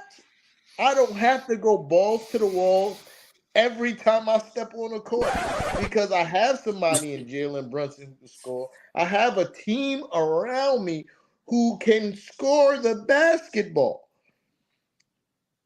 I remember those teams, and I remember watching those teams because I remember being like, yo, this team is ass. Without Giannis, because I was scared when Dame went to Milwaukee. I'm not going to lie to you. Super scared. Oh, shit. We might be in super trouble. But then I started watching that team and watching them close. I said, oh, all they got is Giannis because Dame is fucking sorry. He's sorry now. And then And I wonder why that was. Huh? I wonder why that was. Because before Dame that, he wasn't having that problem. And I'm going to tell you this why. Because what, Dame is 34? 34? Mm-hmm. He's a small guard. That's usually what happens to small guards around that age. Could it be like maybe him and Dame just didn't mesh? Maybe it wasn't a good chemistry fit? I don't care where Dame goes at this age. He's going to be sorry. No, but what I'm saying is maybe that's the reason why it didn't work, because maybe it was a chemistry issue there. I get what you're saying, Kev. I'm saying this. Usually, throughout my years of watching the NBA, right? Once smaller guards get around that 33 to 34 mark, they become sorry. That's just the way it works. I don't know why. I don't have the answer to why it happens that way. But smaller guards, 33, 34, sorry. That's usually what happens. That's why we have to maximize what we got in Jalen Brunson right now. Jalen Brunson is 30. We got about 2 to 3 more years of prime Jalen Brunson to win the championship. Are you guys confident enough to say that Cat is the number 2? Absolutely guaranteed to bring us the championship. I know how y'all all feel about Jalen Brunson. That's without a doubt, right? But are you absolutely certain that Cat is the number 2 to bring us the championship?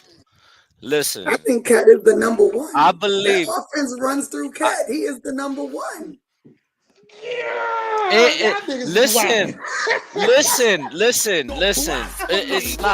It's not wilding. She's not wilding though. She's not wilding because listen, if we would have went through Cat in the playoffs last year, Indiana was not fucking with him. They was not fucking with Cat. If we would have went through Cat, we would have went to the finals, and God knows what would have happened.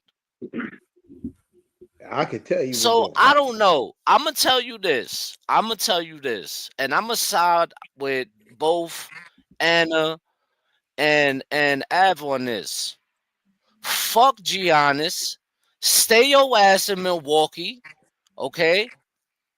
And I think that we could go to the finals with we went to the Eastern Conference Finals with Karl-Anthony Towns last year in one season. With no preseason, no nothing, no chemistry. We had to learn. These guys had to figure it out from start to finish. And they made it all the way to the Eastern Conference and lost in 6 games. Listen, hold up. Okay, we are forgetting what this man accomplished in one season with the Knicks. Only to go and trade him, but this is what Knicks fans do every single year when a star becomes available. Let's trade for this guy. Let's trade for that guy. Yes. It happens every single year. You know why? I'm gonna tell you why. Because you're talking to me this time, Kev. I'm talking to you and every other Knicks fan that thinks that we should make this trade. I'm making it real clear to whoever. I'm telling you why you're wrong this time. Because you're talking to me. Because I've never been that guy. I've never. You know me for a very long time, Kev. You know me for a very long time, and you could never say I've never been that guy that once a superstar is available, I've yelled for trades. I've never been that guy. And you can't honestly sit on this fucking panel and you wanted Zion Williamson when he came available. That wasn't a trade. That was us. And you wanted him too, Cap. Don't do. No, I did not. No, I did not. No. We can go all back. It's all on. It's all on Knicks and Ish. It's all on Knicks and Ish. It's all on Knicks and Ish. It's all on Knicks and Ish, Papa. It's all on Knicks and Ish. We could go back. We could go back to the episode and all that. And I'm not trying to even argue that semantic. You know why I'm not trying to argue that semantic? I never asked for a trade. I asked for a draft pick. That's a big difference. That's a big difference of asking for the lotto gods to bless us with Zion, which didn't happen, which ended up working out in our favor. But anybody with 2 eyes at that time could see that he's number one, he's box office and deserved to be number one. Like, that's not no fault of anybody, right? Whatever happened after that was what happened after that. What I'm saying is this: you can't ever look in any space of this thing that we call Knicks and Ish to say that T-Time asked for a superstar to be traded to the Knicks. Never happened, right? Except for maybe this time, and I'm not even asking for it. I'm saying that if it happened, I wouldn't be mad because Giannis is the better player, which is a fact. It's not a guesstimation. It's not the way I feel. It's the truth. Now, if the right trade happens, I don't want Melo 2.0. Absolutely not. I've already made that clear. It has to be the right trade. I also said before I said that I would like Giannis is that I'm cool where we're at. Did I not say that? Panel, did I not say that? Did I not say I'm cool with staying where we at? So my point is this. If the right trade proposes itself, where we don't have to give up somebody stupid like OG Anunoby and Mikal, Josh Hart, Deuce McBride, stupid shit like that. That's what's gonna happen. If it could go, no, absolute T-Time. You bugging out, bro. I'm not. See, this is the thing, though. That's emotional shit. That's emotional shit. That's emotional shit. That's emotional shit. And I'm gonna tell you why it's emotional shit. It's emotional. It's not smart. It's not smart. It's emotional because he's homegrown. Cat and Deuce don't equal to being better than Giannis. Let's be perfectly honest. It don't. So I'm gonna say this to what you saying about the perfect trade. There to me is no perfect trade. Signing bringing Giannis, trading for Giannis, then means we have to include his brothers. Let's not be stupid. Nah, Oh my that's Lord, not have what that mercy. means. Oh my God. Oh my Nah, God. That's not what that means. Oh my God. Oh my That's God. not what that means. Listen. He's not Okay, leaving listen. them Good That's night. not what that there. means. Listen. He's not leaving Good them night. That's not what that Jesus means. Christ. I just want to go to sleep now. It That's does. not what that means. He's not I leaving just them want to there. go to sleep. That's not what that means. So you Fucking think throne. he's gonna request the trade, leave his brothers there, Yeah. knowing they're gonna get waived? His brother being there was a last ditch effort to try to keep him there. It's So- not like All because four remember, of them. huh? Right, it's 3 of them there. Three of them. 3 out of the It Kumpos was on that team. and that's the last ditch effort to try to keep him there. That's what got him to say, "I'm going to spend one more Okay, year so in now Milwaukee." he's gonna say, I want out. He's And already you said think that. that I need he's to gonna smoke. leave them there? He's already said that. I need to smoke. I don't think that's There's no way in the world, right, that y'all really believe that he's gonna be like, "Oh, It's I'm not going to get traded unless y'all trade for all 3 of my." No, that's not how it works. That's not how it works. I don't think he will leave them there knowing Milwaukee's not gonna keep them. He's the only reason why they got a paycheck. They were gone before this season even started. That's the point. They were gone. All of them. None of them was in the league before the season started.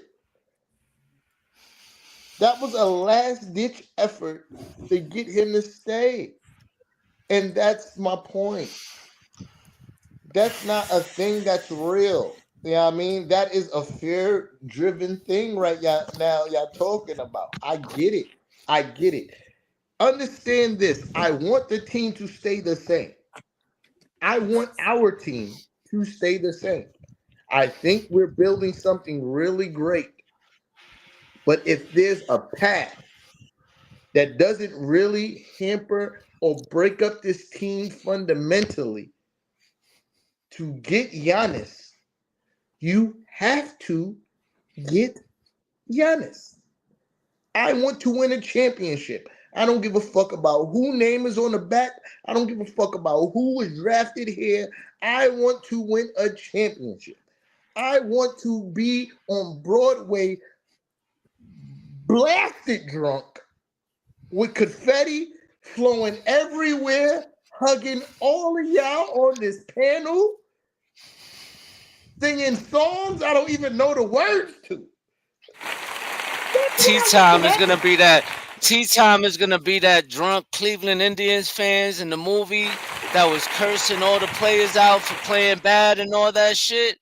If the trade don't work out, that's what tea time is gonna be. The Cleveland Indian listen. fan that was cursing everybody out when shit You know don't what? hit the fan. I'm telling you, because Yeah, it's not listen. gonna be. It's when not gonna be history good. shows. History shows that we for the ain't New been York good, Knicks. motherfucker.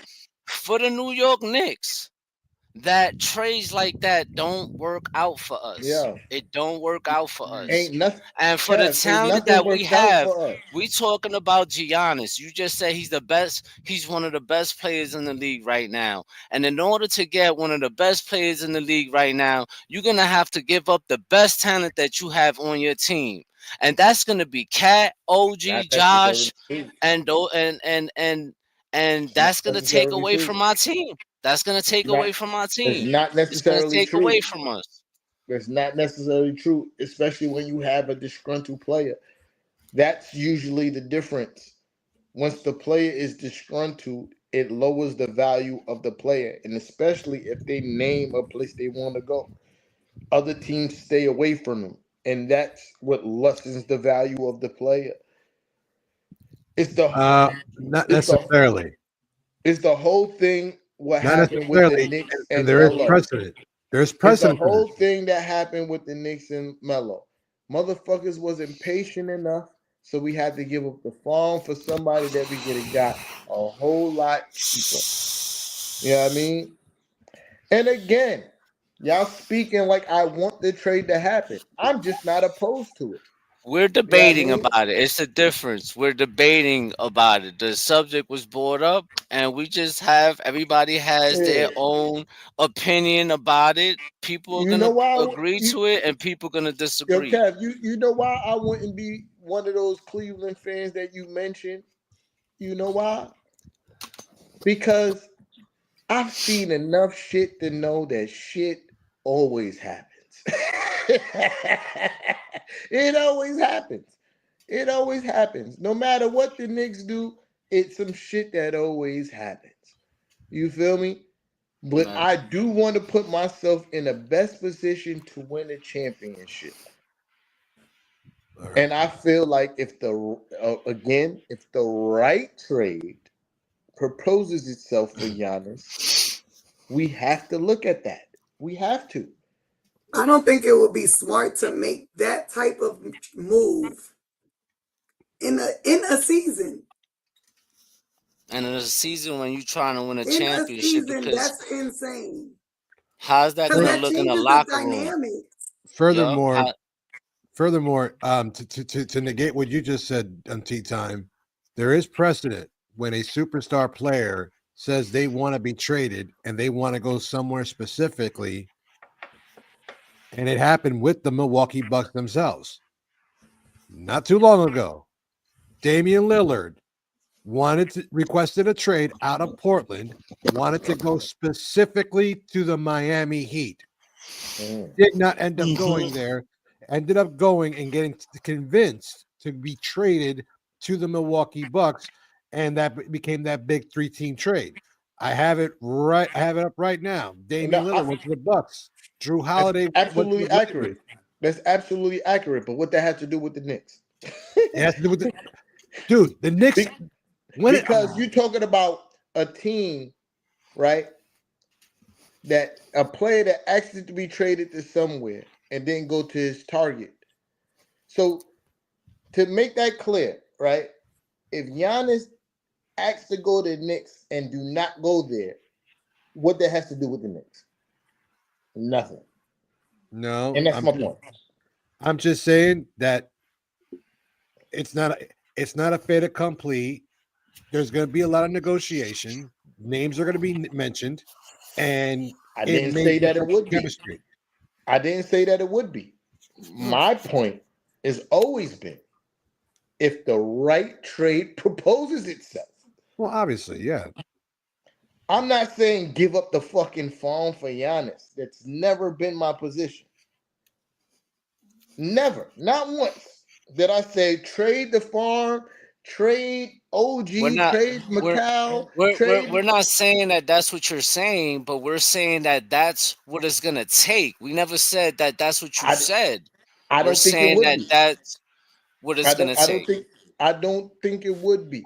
Because if enough malcontent forms between Giannis and the Bucks organization between now, I'm not saying this season. It could even happen in the off season. Because if we miss our goal this season and enough malcontent happens between now and the off season, we could get him probably for less than what we expect. That's all I'm saying. I'm not saying trade the farm. I don't want to trade OG. I don't want to trade Mikal. Yeah, I mean, I'm okay with trading either or Deuce or Mitch. I know y'all don't like to hear it, but for a player like Giannis, it's something you got to look at.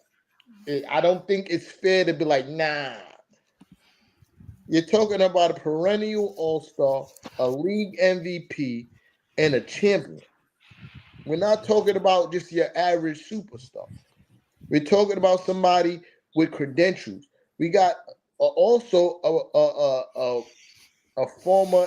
I don't know if he won the award, but he was a defensive of the year candidate at one point. You know what I mean? Like, we're not talking about just your average superstar. We're talking about your all around superstar. You got to take a look at it. That's all I'm saying. It's unfair to say absolutely no way. I think that's unfair.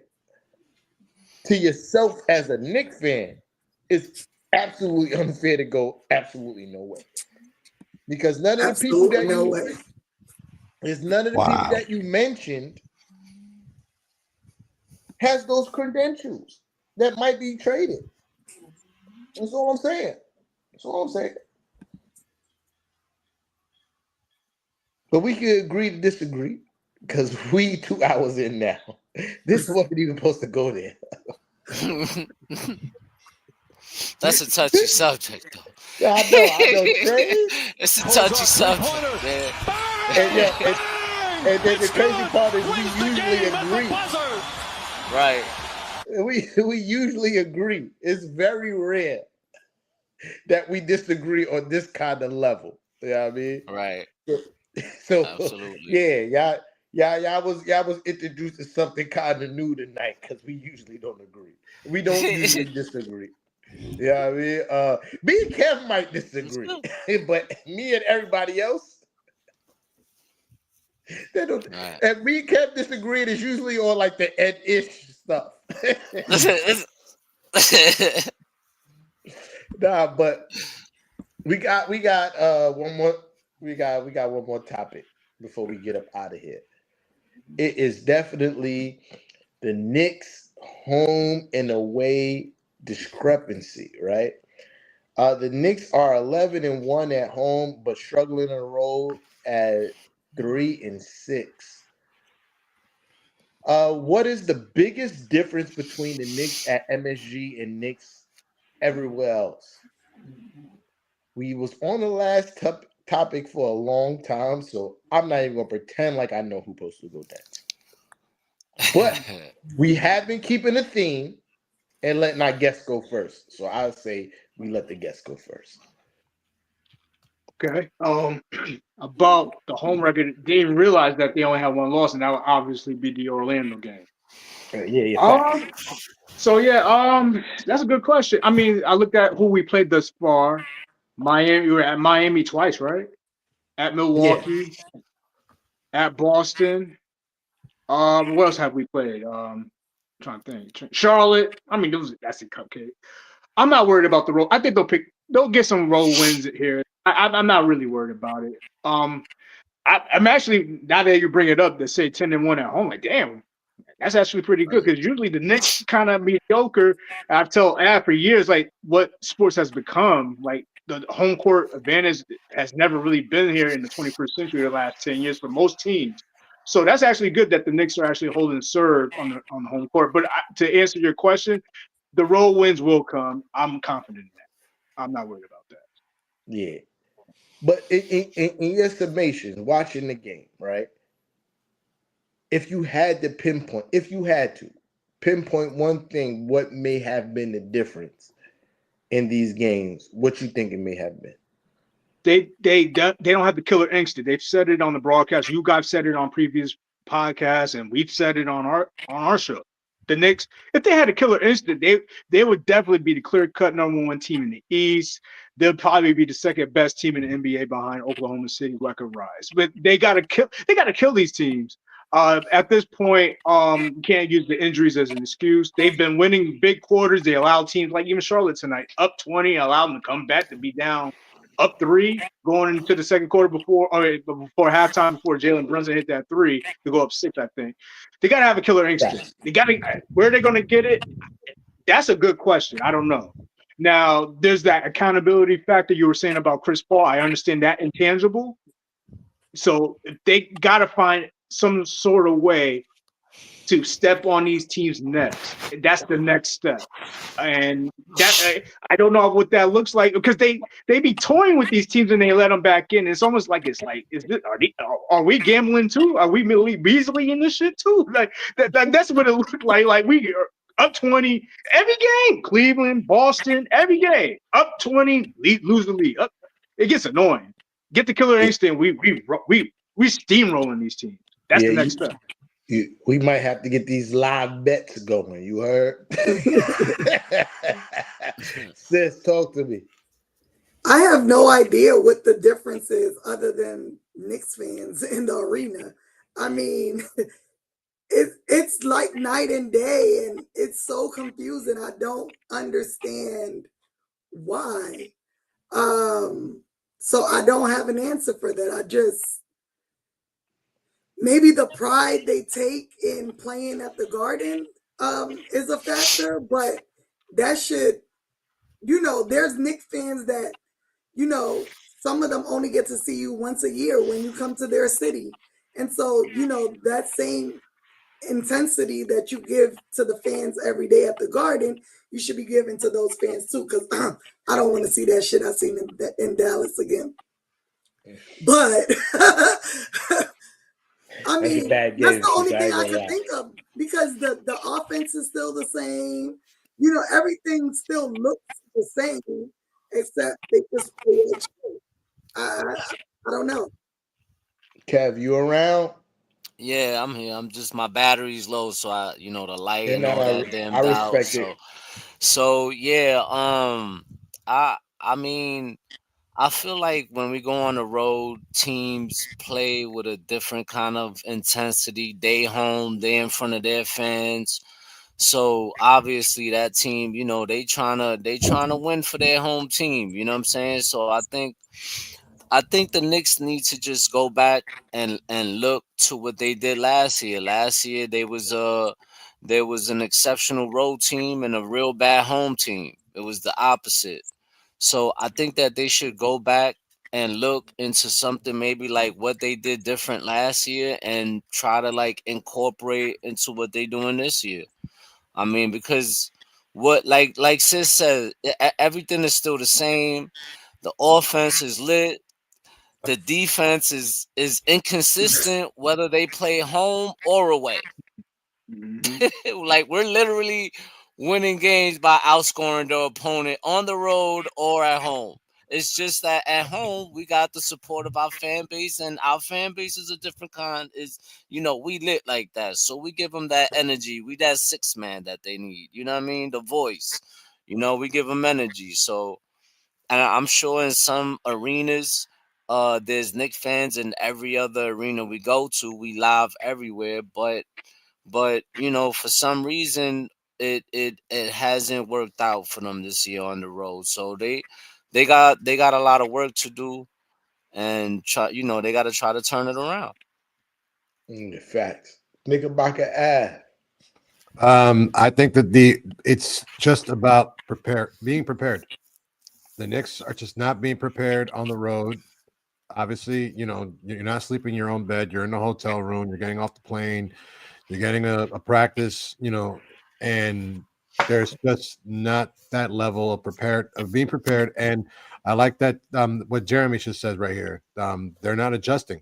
They're not adjusting on the fly. Obviously, you're more comfortable in your own digs.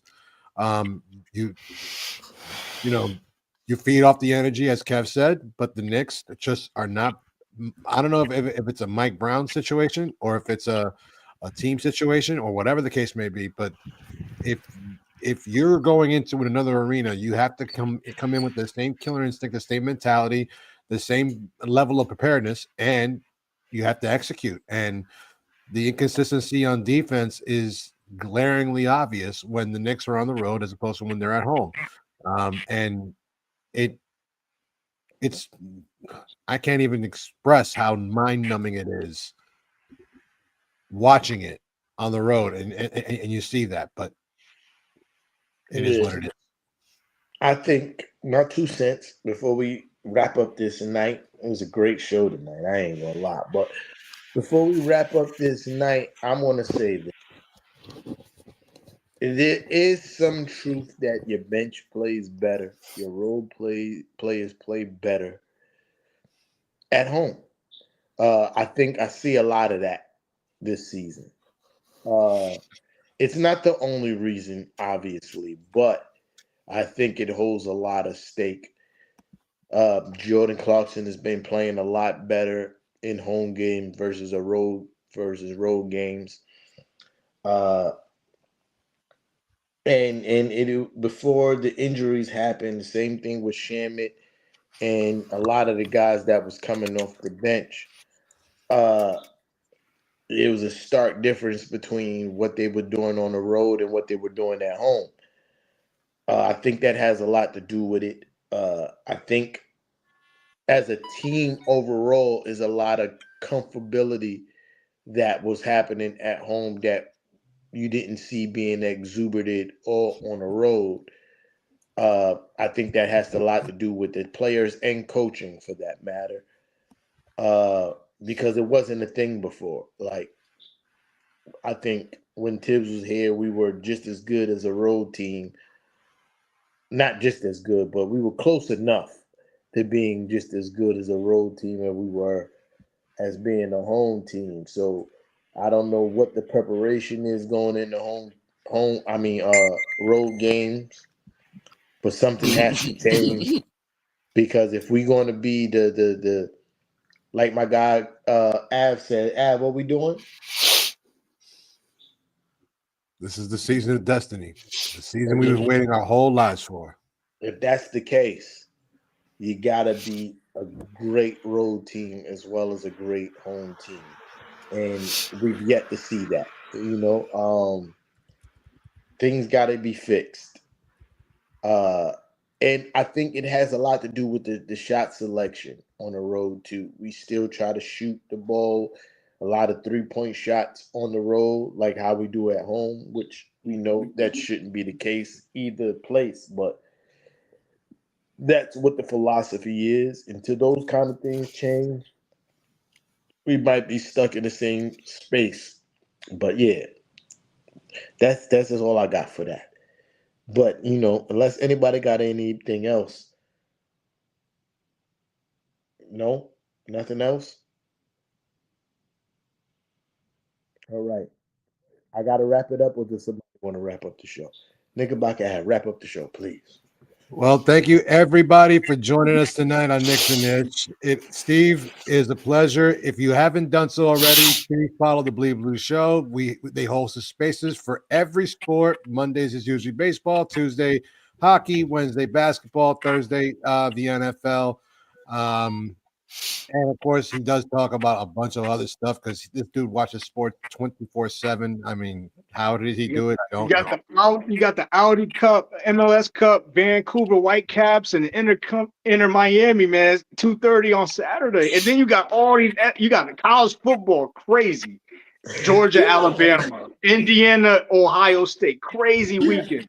Yeah, I ain't gonna lie. I felt overall well with him just naming all that stuff. I ain't gonna All right. But thank you so very much, everybody, for joining us. Steve, real quick, your only quick question, because I don't think I heard you on our spaces. Your game of the week. From the last 2 weeks for the NBA? Yes, sir. It was the Philadelphia Atlanta overtime game. That was a very good game, man. Okay. And I did catch a little bit of that game. That was a very good game. And then Brunson was the player of the week, by the way. And not to be biased, but it is what it is. I try not to say my players did that for my teams, but Brunson was the best player of the last week. So you got to give it to Brunson for the player of the week. So we'll put it up there.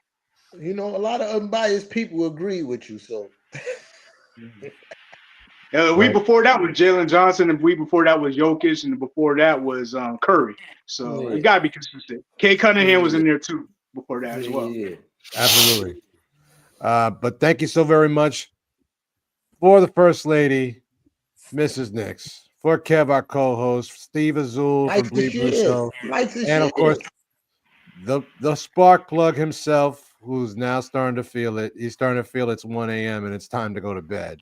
Likes and shares. Please continue to share, like, and subscribe to Knicks and Ish. Thank you so very much, all of you who have joined us on Facebook, on YouTube, and on X. Please do so. Please head over to our YouTube channel, hit the subscribe button.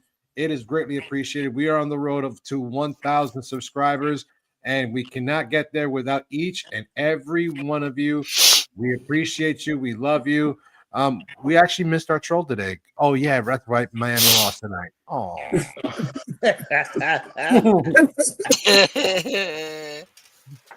He's probably over there crying.